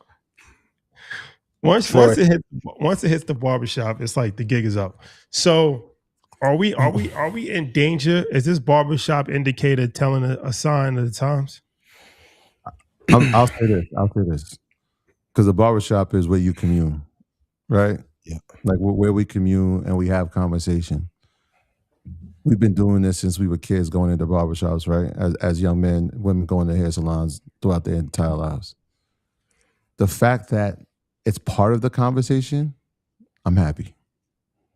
I'm at least happy that investing is part of everyday barbershop conversation. Pat on the back to us, right? And everybody doing the work out there. But is it investing or trading? Not to cut you off. That's where I'm going next. I'm about to land them. The level of speculation is alarming. I sent him the text. I said, "This is like another 7 o'clock call." I'm like, "Bro, I don't like that. I don't like that." You know, he's very like doom and gloom a lot of the times. Like, "Yo, it's over." So I'm like, "Nah." Fundamentally, the market is not over. What is going to happen is people are going to blow up their accounts. They're gonna. I'll put it like this: institutional investors are going to shake out these retail investors who think this is, hey, we win every day. The market goes up every day. Hey, we can make $10,000 in 20 minutes, and we can do that for 5 days a week. And this is going to be my new income. It doesn't work that way. They're going to shake them out. They're going to feel real bad about it. They're never going to come back. And it's going to be at buying points that institutions are going to pour more capital in. And then the next conversation in the barbershop is, are y'all still invested? And it's going to be like, nah, man, I sold when that. And that's what I don't want to happen. We want to keep people here because we understand that patience with a P-A-Y is the game. Patience. Barbershop conversation, if it's about trading, especially when it's the Hail Mary calls again, hey, I heard this company. Yo, I saw this company on Trends, bro. Yo, this chick just told me because a man has said it and he just flipped 5 into 10. And I'm trying to figure out if I got like 2, can I flip it to 4? It doesn't excite me to hear news like that. But it does excite me that we're having conversations about investing in companies. I'll stop. I saw one thing on Instagram. I'll let you finish. I saw one thing on Instagram. It was like, stock trading is the new hustle. And that to me is concerning. Yeah. That's concerning. I'm gonna be very honest. I wish the conversations were more balanced for this reason. The brokerages know, the media companies know, and they're pushing a certain narrative to a certain audience to gain the liquidity on one side, but push you out long term to make you hate the asset class. Like, options and futures have been traded since the beginning of time, right? Now it's incredibly popular in our community, tied in with sports gambling. I won't say which companies, but I think there is a concerted effort when we talk about sector rotation. And the reason why I also say long-term is the way to go, because it stops you from being manipulated and from using your suffering against you while they get rich off of your lack of discipline. Yeah, we're getting to an inflection point where they are going to reverse, just like in 2022. They're going to reverse the tides, and I'm gonna be very honest. I've talked to a few brokerages.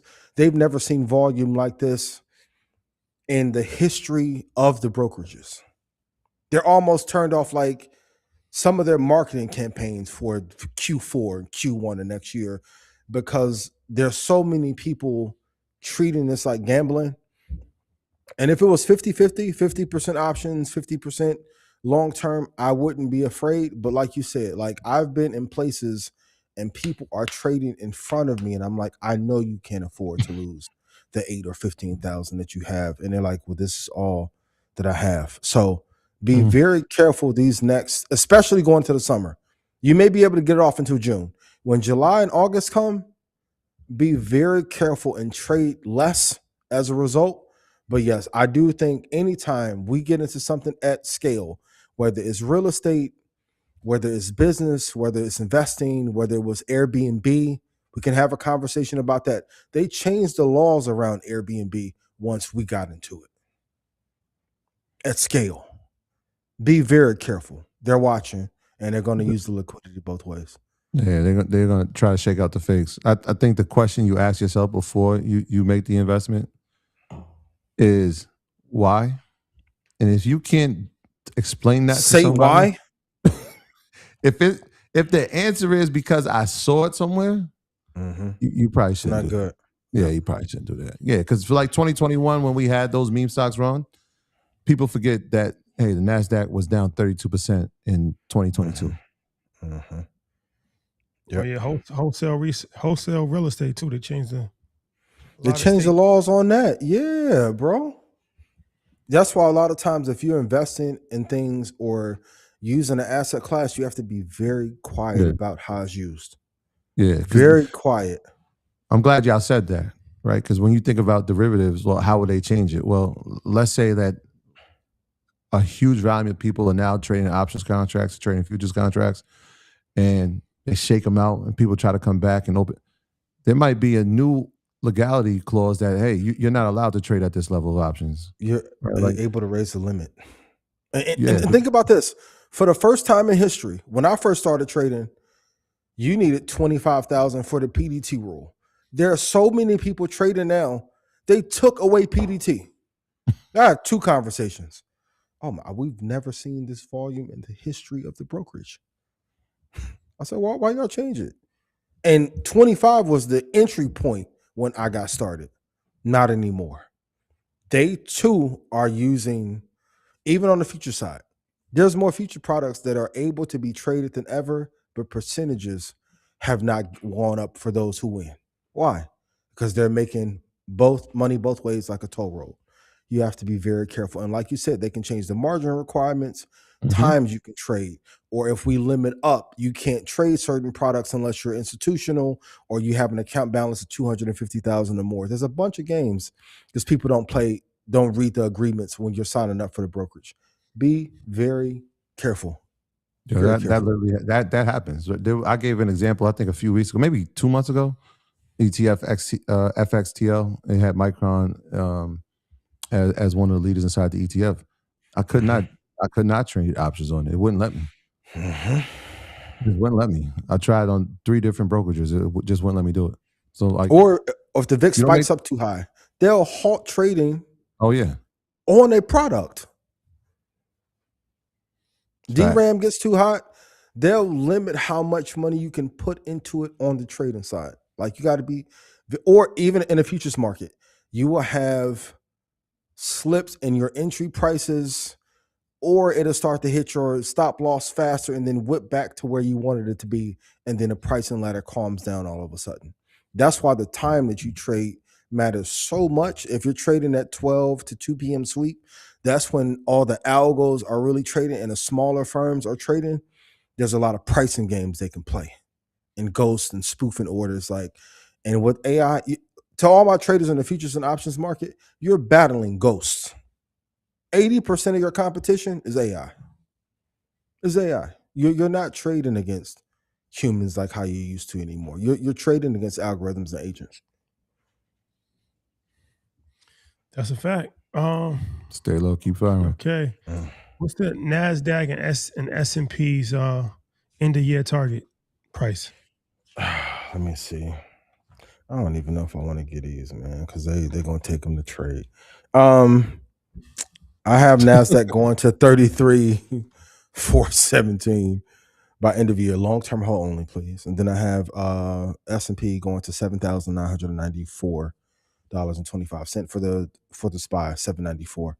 So I think we have tremendous. So you have NASDAQ on at 33,000 Nah, 33,000.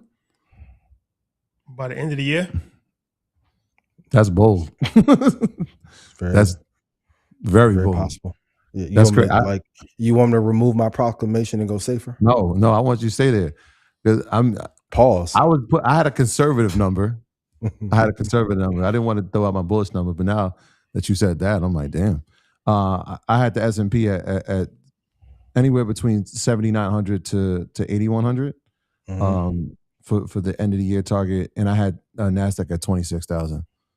It's at 26,000 now. Well, yeah, it's at NASDAQ at 29 now. Oh, maybe I put a type. It was supposed to be 28,000. My bad. This is a type wrong. Yeah, 28,000. Yeah. The bull case is crazy though, and y'all know I'm a bull. Yeah. So there's still upward momentum. Summer's going to be rough. I want to be very clear. Write this down. July, August. Like when I get off stage, Sunday, it's going to be rough. But that September, October, November. Yeah. How we get there, like that doesn't mean there won't be volatility. Nice. It won't be choppy. But even like I had a few calls today, and I'm like, they're like, yo, is this the end? Like, oh my gosh, it's down. I'm like, asking. Hey, go look at what the VIX is. And then the next question is, well, what is the VIX? And I'm like, oh, there's so much. All right, so go look at the volatility index and see how it's moving. Are we under 20? Yeah, we got 18. Nah, man. When you see that start to move, a VIX being down. Yeah. When you know the numbers. When you see 25, we're getting to 30, 35. Okay, it's seatbelt time. 40, put your seatbelt on.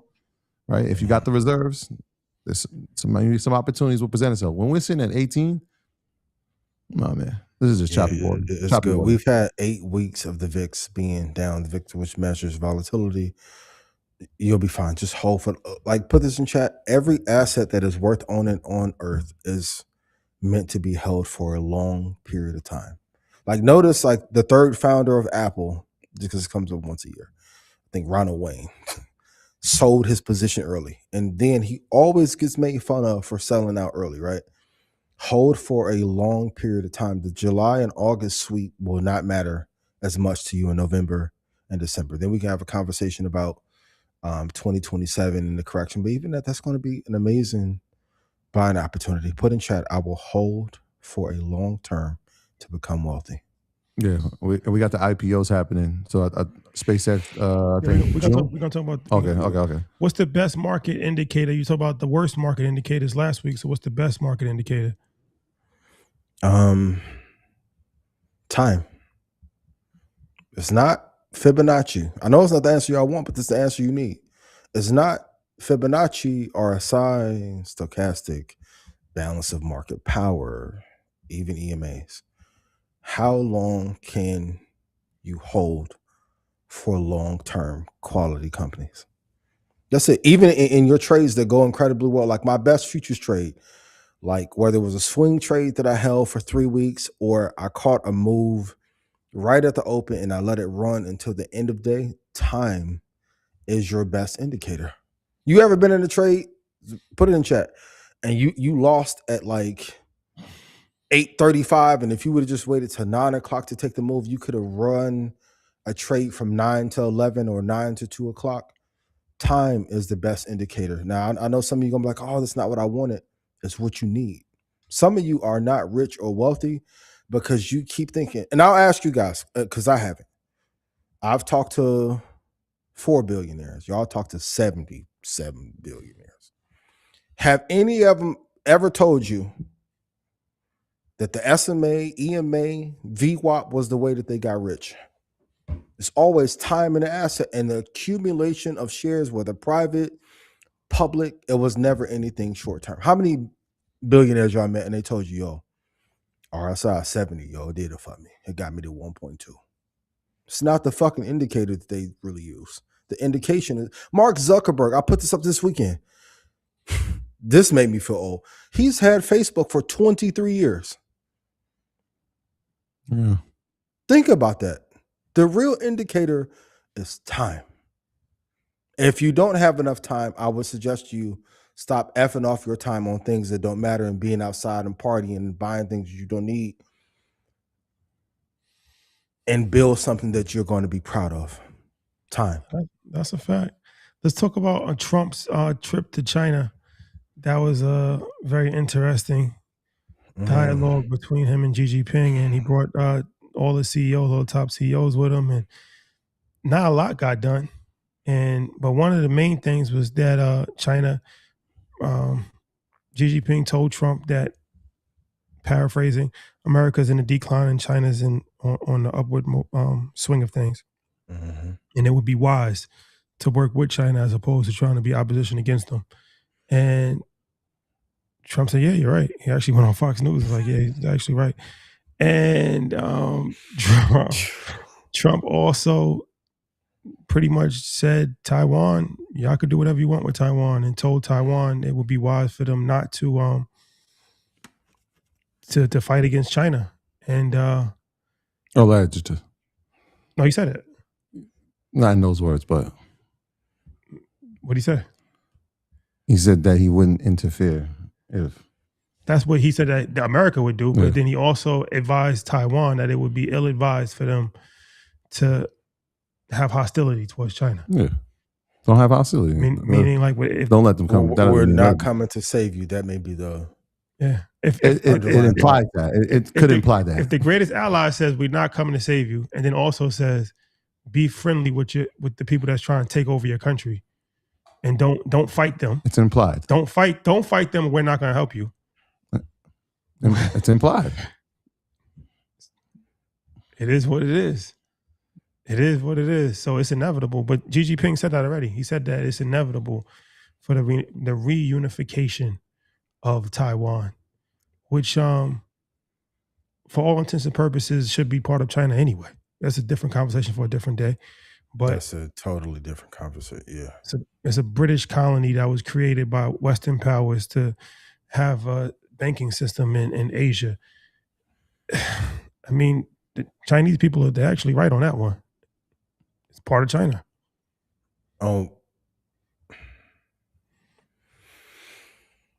Politics and religion, right? That's what 50 said. Yeah. It was part of Japan at one point. Issue. So, I mean, yeah. But, I mean, here's the thing. What happened? We don't, I mean, it feels like nothing happened, right? Boeing got some orders, right? Wow. They announced that. I think I shouldn't say a lot of people. I know what I was looking for. I was looking to see, obviously, Jensen being there. He wasn't on the first manifesto, then he was added to the manifesto. Very strategic. He's the last guy off the plane. He's in China. What does that mean? Earnings is coming up. Is China now going to be able to buy H200s? They say that they could, but then China says, "Hey, we're building our own thing." Jensen's been saying it the whole time. Look, if you don't allow us to sell, they're going to build, which is happening. I feel like something else is, something else is coming from that meeting. The fact that the American delegation left and Jensen's in the streets of Beijing eating noodles tells me that he stayed there for a reason. And having that in this week, and he knows that obviously that they're going to be reporting their quarterly earnings here. Very intelligent guy, very strategic guy. I think that there's more to come. Jensen? Yeah. Oh yeah. Yeah. Nah, who you talking about? Yeah, I'm just for clarity, because my mind's racing. Yeah. I think that there's more to come to the story between Nvidia and the Chinese. Talk about the greatest hedge in corporate history. So much I want to say I won't, but my other thought though, after they got off the plane looking like the financial Avengers, notice there were no software CEOs that predominantly have software facing companies. Benioff is really cool with Trump. I noticed he wasn't there. So I started checking off the list of people who were not there and what categories weren't there.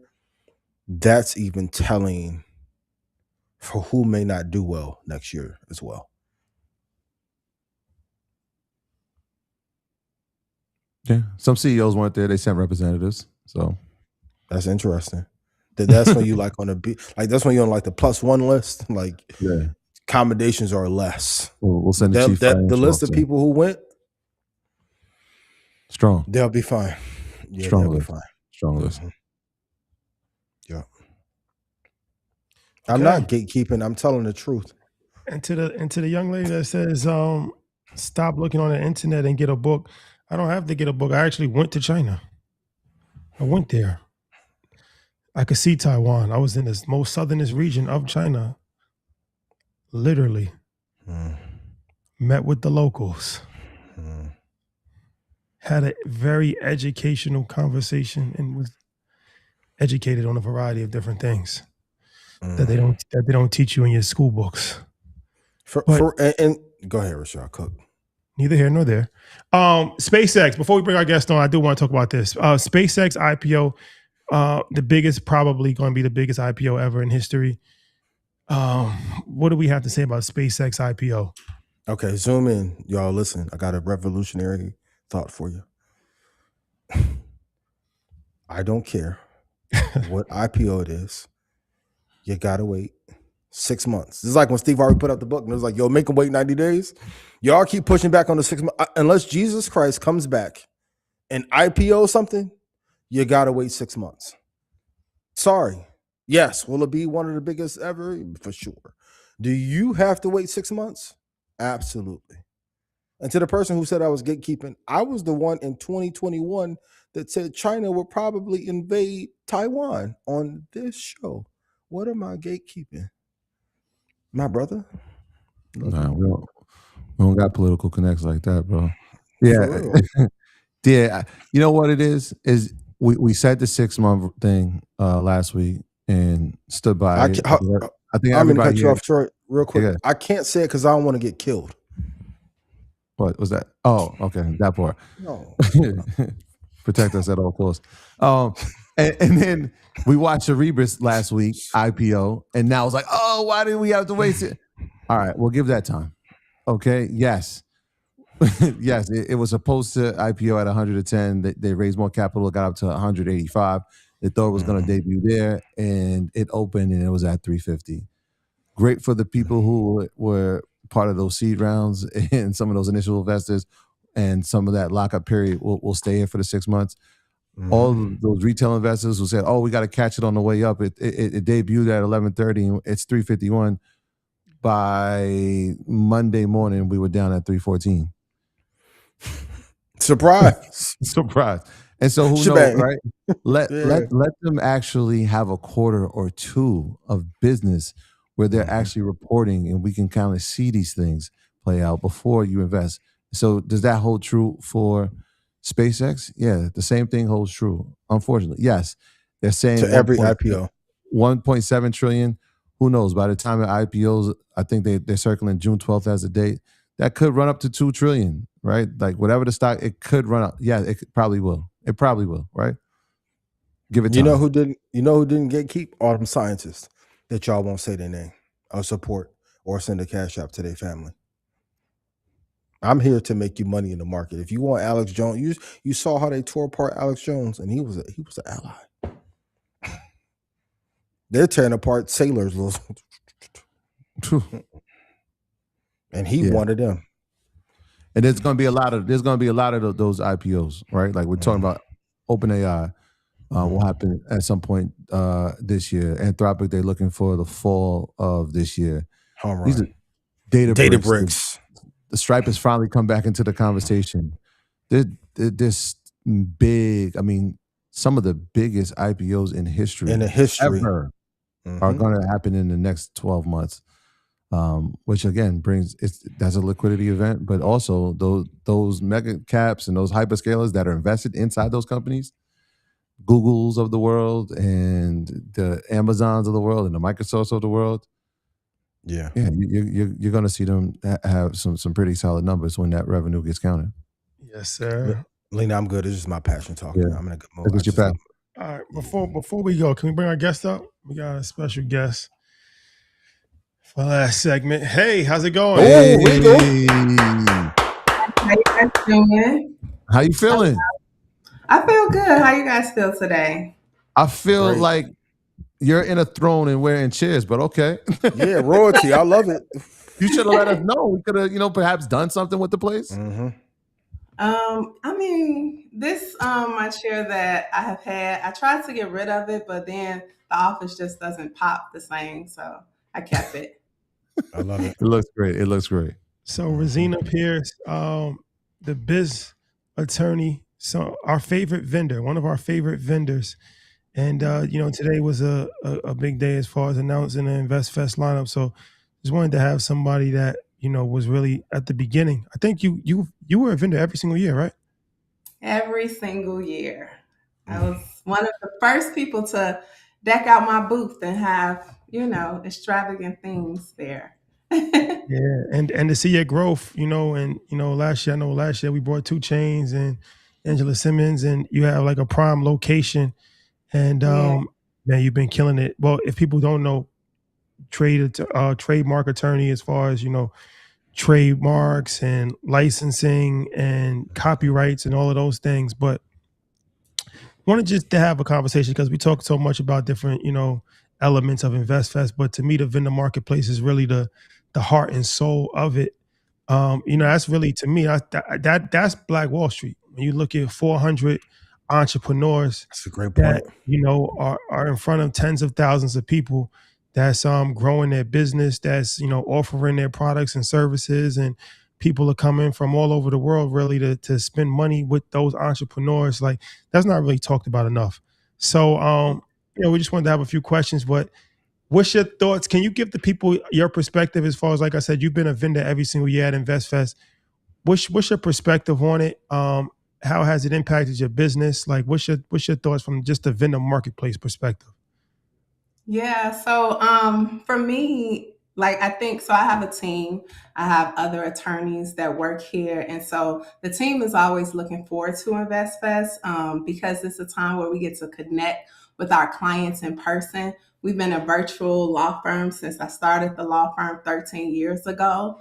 And so like InvestFest has been one of those pivotal events for us to step out and actually just meet our clients in person. And sometimes I was thinking like the best thing is like if someone's at the booth and they're signing up for a trademark and then someone walks by and be like, hey, I got my trademark registered and I signed up last year. And so it's like gold for us because it's like, it just gives that person who's sitting in the seat that year confidence because they're seeing people that were our clients from previous years. So it's been dope for us. The team is always excited.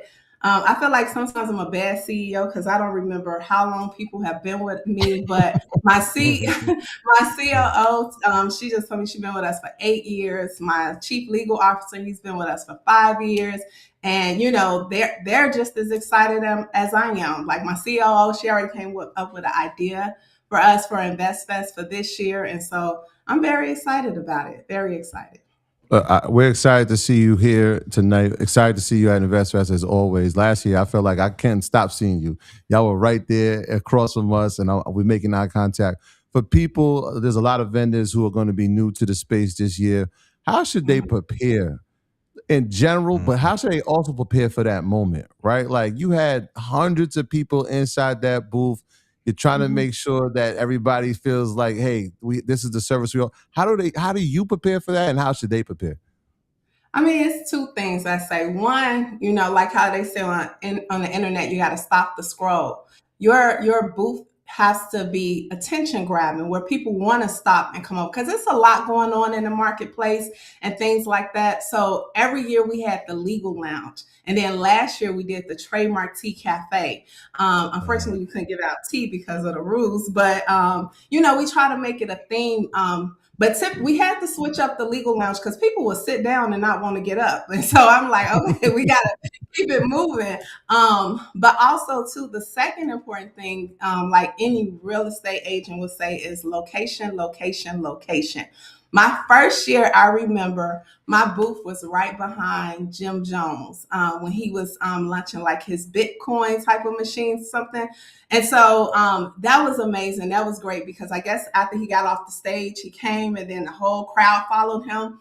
But my second year, I would tell you guys the location, I wasn't able to pick my location at that time. And I appreciate you guys now for changing that because they put me all the way on the back wall, all the way to the back. And I was like, dang, what did I do? But now I think the third year, you guys made it where you could pick locations. And so I'm always in touch with Mike and I'm like, look, 1001, I need that.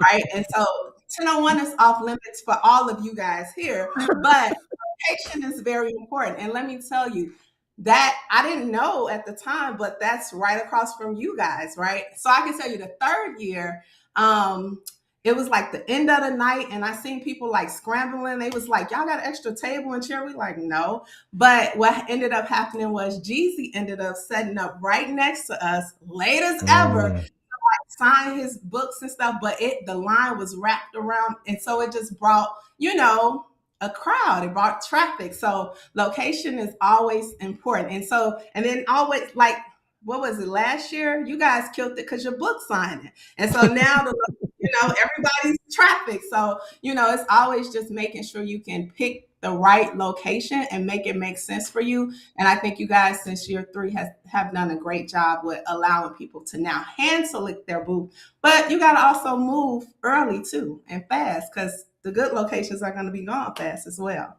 Yeah. What are 3 mistakes you see people make in the vendor marketplace and how to fix them? And how do you maximize your ROI from your location? Yeah. So for me, I think about it going into it 3 ways, right? One, to connect with my clients that I already have because they're entrepreneurs. I have over 6,000 clients. And so like half of them, they are the ideal client for InvestFest, right? So they're coming and then they like, I've been thinking about getting out of the let me just go and do it right here while I'm with you, right? And then we sign up new clients. But also the third thing for me, which I think a lot of vendors sleep on, is brand awareness, right? And also just creating content in that space to actually use offline as well. So for me, that has been the biggest thing because we will run an InvestFest campaign. And also because I work with clients, not just locally, but all across the country and the world, I make them feel like they should have been here. Like you missed out if you wasn't here, but I'm in their face for a reason. And now they want to book their trademark. So not only am I running a special in the vendor marketplace, but I'm also running one online because I'm creating, everybody's watching. They want to see what's going on at the time because it's InvestFest. So we capitalize on that as well. So I got to ask you some business questions or some legal questions. I know we had Julian Brown. His episode went really viral, and one clip went really, really viral where he said it's a mistake to try to patent something because if you patent something, then it goes on the registry and pretty much it's just open source for people to steal your ideas. Big companies could take it, they could sue you. So he advised people not to patent. Yeah. What's your thoughts? So let me say this. So there's 4 different types of intellectual property, right? So a trade secret will last as long as it's a secret. A patent only lasts for 20 years, but a trademark will last as long as you use it, you will not lose it. I'm a trademark attorney, right? And so Coca-Cola has been registered since 1893. Mercedes been registered since 1903. So what I will tell people is don't allow people to trick you out of your greatness and tell you that a trademark is not necessary. Now, what Julian was talking about, and I actually met Julian at InvestFest, what he was talking about is it's a smart and it's a strategic move, but also what I would encourage Julian, because he said he spoke to some CEO that was, I think he was the founder or the inventor of the series, something he referenced the guy in the interview. What I would say is that Julian should probably talk to someone like Mr. Lonnie Johnson. Mr. Lonnie Johnson is an inventor that works for NASA, who is a Black inventor, right? He invented the Super Soaker, and he actually won multi-million-dollar lawsuits because people infringed on his patent. And so again, sometimes I understand his thought process behind it, because when you do apply for a patent, all of your information is not a secret anymore, right? And so you do want to, talk through to see what's your better options, because I always tell people the law is not a one size fit all garment. What may have been best for them may not be best for you, depending on the technology. You want to just talk to people, and you might not have to disclose all proprietary things. Also, I would say talk to patent attorneys who are looking out for your best interest. You know what I'm saying? I know a few of them if he needs that. But it depends. It really just depends. But as far as Mr. Lonnie Johnson, who is a Black inventor who worked at NASA, who had a registered patent on the Super Soaker, and who has benefited, I would say, that's probably somebody he would want to get his guidance from, because he's been through it and been through the process. Another thing I would say is, because he did talk about like fighting these big companies when it comes to infringement and things like that. But what they don't tell you is there's actually intellectual property investors that will invest in your lawsuit. These are hedge fund guys, and so all they do is invest in lawsuits if they feel like the probability of you winning is a big chance, right? So I see too many times where they try to trick us, right, out of our greatness, tell us not to secure our intellectual property. But when you have intellectual property, when you have, assets, real estate, like your portfolio can be so much bigger and so much valuable. So I would just say, just be careful who you get your advice from, and talk to people more so that been through it, that look more like you, because it's a lot of people out here that are trying to trick us out of our greatness. I appreciate that. Now, you talked about being with us since day one. Congratulations to you. I don't want that to go over our heads. You said 6,000 clients. That's a lot. Yeah. That's a lot. So talk about scaling in this environment. Obviously, it's tough out here for a lot of people, but your business is scaling at a time like this. I wonder, number one, how you've gone about that, right? Because sometimes they say don't scale too fast. The other part is, we talk about technology here all the time. Has AI been a part of that scalability? And if so, how have you been using it? Yeah, so for me, I've been trying to use AI very responsibly. Like, I'm a CEO, so I want to be smart about things. I don't want to be the CEO like Blockbuster and Blockbuster myself out of business and not pay attention to what's trending and what's happening. But I do want to be conscious about it. Like, I'm in the state of Georgia. I've been here since 2017. And, Georgia has like some of the this is the state with the most data centers, and people are complaining about high electricity and things like. So I'm trying to be also conscious about the situation. Also, too, I just believe if we, there's a lot of CEOs that want to replace their workforce with AI technology, but if we replace the workforce, then how can the people create revenue to actually consume the product, right? So what I have done with my team is I went to them and I said, how do you think AI can help you? I'm not a CEO trying to figure out how can I use AI to replace my team, but how can they use it to benefit them so that we can have a more efficient process so the client experience is better. Because right now, truth be told, like, a fourth of our clients, they either tried to file their trademark themselves, and at one point they went through, all these other, internet data companies. But now lately, the biggest call we've been getting is, I did my trademark with ChatGPT, and now I got an office action and I can't figure it out, right? And so what I would tell entrepreneurs is, like, yeah, you want to understand it. You want to understand how to utilize it in your marketplace, but also be willing to invest in your business and your brand so that you stand out. So people, like, AI is no competition for me. Like, I've been ranked number 8 out of over 33,000 trademark attorneys in this country. My law firm is in the top 50 for the past 7 years because I do great work. And also, too, we got people here that really, we just care. We care about our clients. We care about their goals. Even if they can't afford to do all these trademarks at one time, right? We're able to say, okay, well, let's work on a plan to do it in this way. So we use it in a way, slightly but consciously, to help us enhance our process. But as a CEO, I'm not utilizing it to replace my team, if that makes sense. I got you. You said something very important earlier. What are like 2 or 3 ways you will know if an attorney is looking out for your best interest versus their own? Yeah, so that's a really good question. And what I would say is just always question where the ownership lies, right? Because I used to work in entertainment industry, and I came in 2013, where at this time everything was shifting from CDs to MP3s and things like that. And I'm looking at certain contracts where they still got breakage clause in the contracts.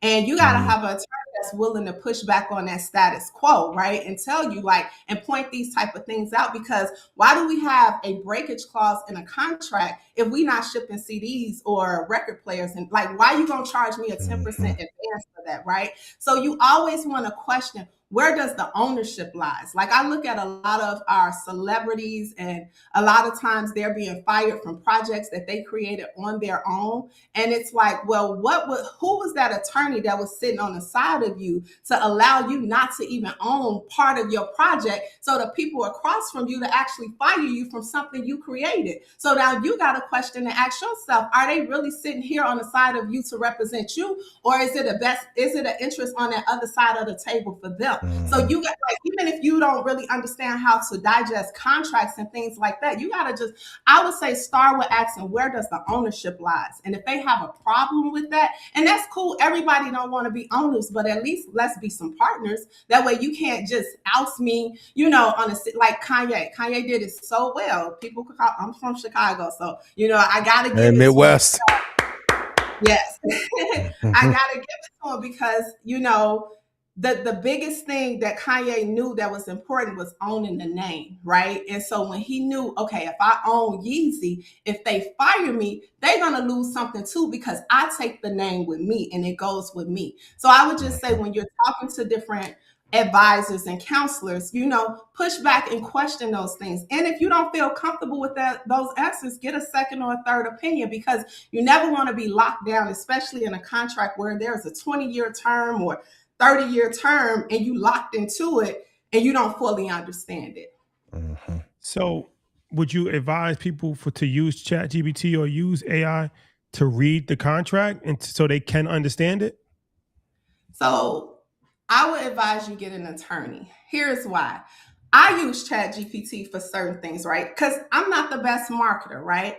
But I also know how to push back. For instance, lawyers are not supposed to pay referral fees. Lawyers, dentists, doctors, right? We're not supposed to pay referral fees. In the event you pay a referral fee, you could be disbarred to a non-practicing professional or a non-practicing attorney.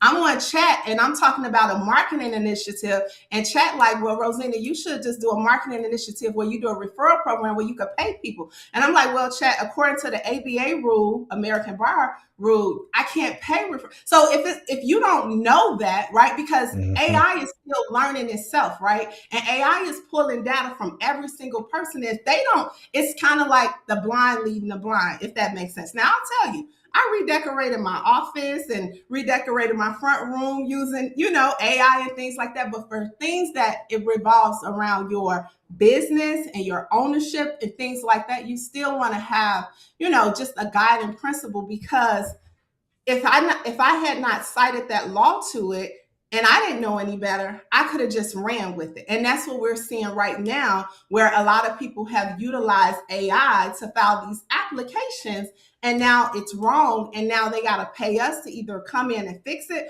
or now we got to file it all over again because it's just wrong to begin with. The trademarking thing is pretty interesting, and it's something that people should learn, especially if you are a vendor and if you have a brand. Talk about the different categories and how many categories should you be trademarking your brand, i.e. your clothing line, because until you try to do it, you don't realize that there's might be 20 different things that you could be using your name for. You might want to use it later. Do you want to protect yourself and get as many categories as possible, or is it category specific?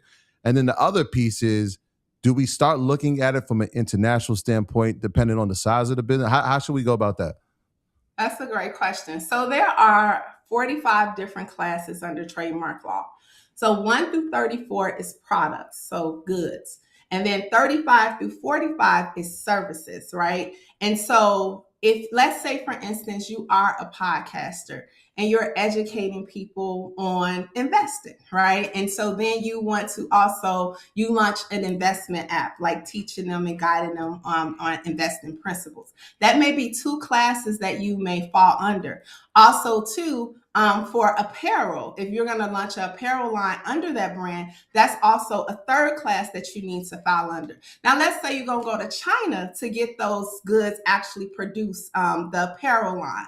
Now, under the U.S. is a first to use jurisdiction, but China is a first to file jurisdiction. So I tell clients, before you even go and do business in China, because it's a different country and a foreign country, you got to understand the laws. And before you even develop that manufacturing relationship with your manufacturer, file the trademark first. Why? Because it's a first to file. And we have seen situations where clients in the U.S.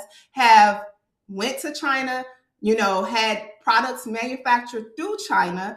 And what happened is the deal falls apart, or the manufacturer is somehow, so they filed the trademark in China. So now they're reproducing, and this is how a lot of counterfeits are created and things like that. Now you can file your trademark in the US, and you can file with US Customs Border Patrol to try to keep some of that stuff out of the US.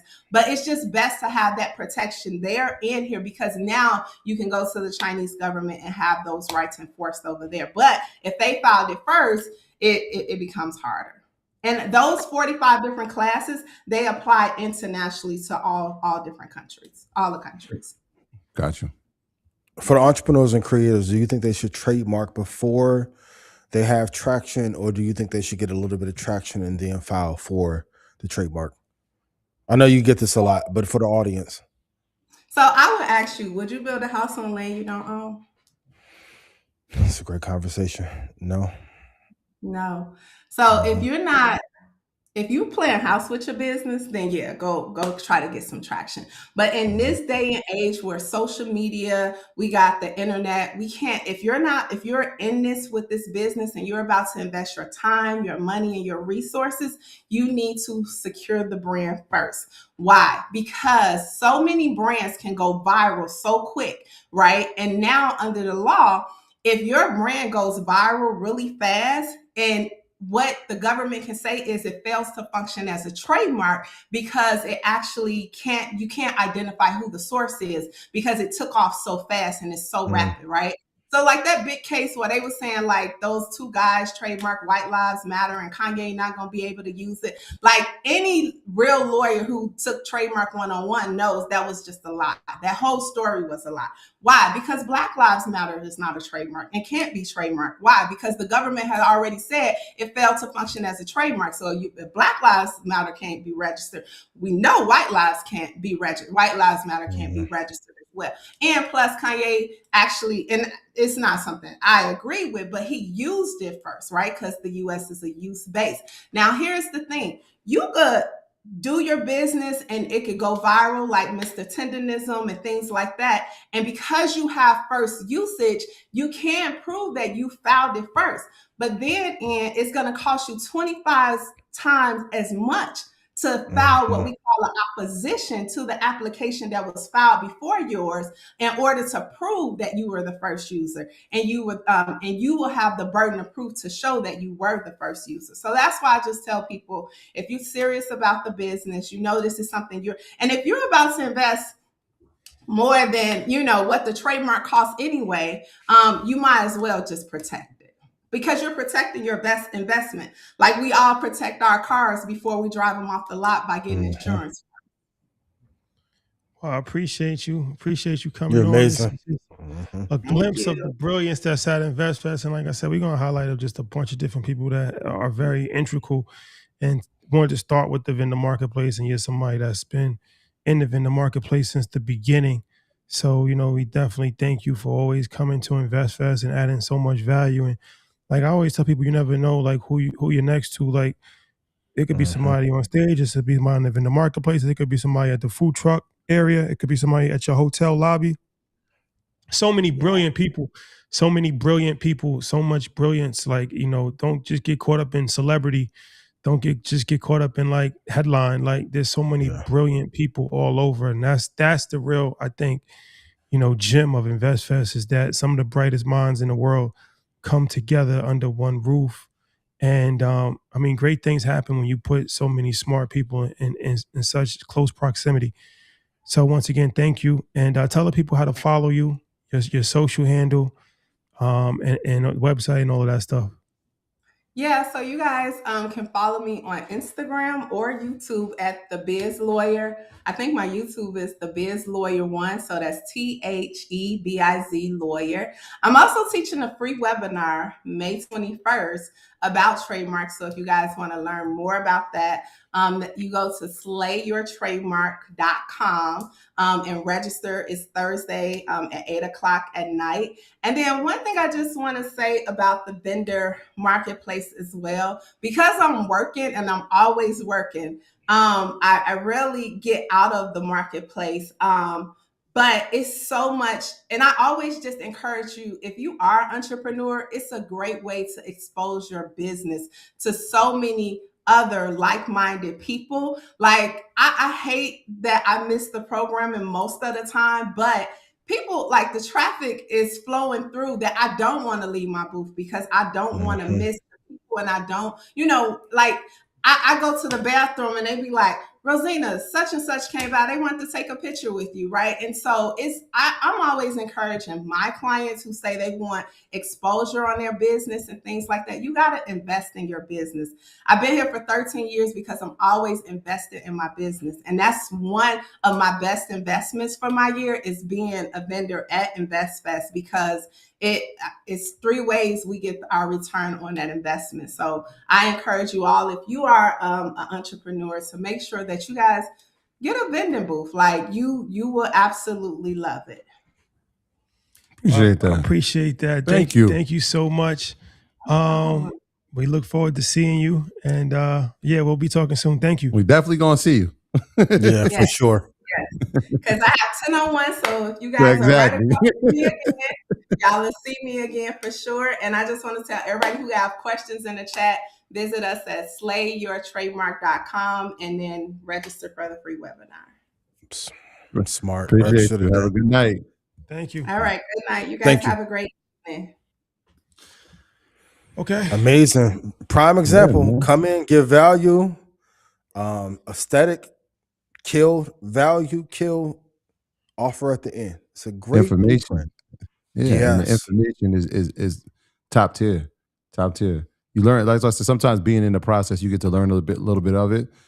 Obviously, we've been through the trademark process a few times, having to renew trademarks, having to figure out international trademarks, having to figure out what categories, taking sample pictures, all those things. And then you get somebody like her who knows all of it like the back of her hand. It's just like, oh, this becomes a resource now. Shout out. That's a fact, man. Man, so much information. Get your tickets to investfest.com. Blackout, we got a lot to talk about. We're going to talk about the $150,000 school that popped up. We got to talk about that for sure. We got to talk about Max B saying that he's the 4th best rapper out of New York ever. Max, love you. Stop. He said, I don't know, lyrical. I'm just trying to figure out. I saw you pose a great question. He said albums and mixtapes and things. I was just like, I can't give you 5. Respectfully, I can't give you. Respect to Max B, but when you start talking about DMX and Rakim, they didn't even say 50. I'm just saying 50 Cent, Jada. We can say Banks. He said Rakim was a god, but like Fabulous. What? No, it's too many. It's a lot. Cool G rap. Like it's a bunch of. It's a lot. It's man. too many. It's too many. Busta Rhymes. So many. What? Betha? What? Shebang. I mean, Nicki, the women. Nicki Minaj. What? Yeah. Cardi B. Kim Fox. Remy. Yeah, I mean, obviously, right? That's a bad one. That's a bad take. That's a bad take.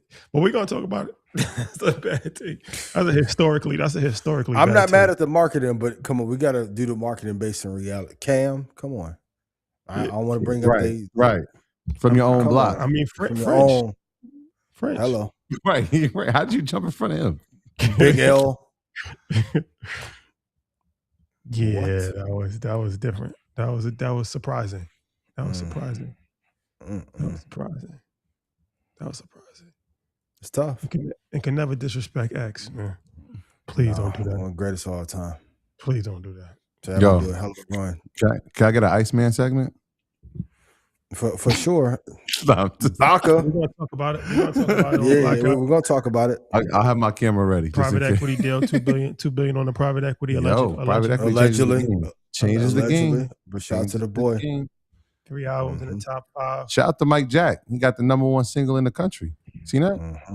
Yeah, Billie Jean, #1 song in the country.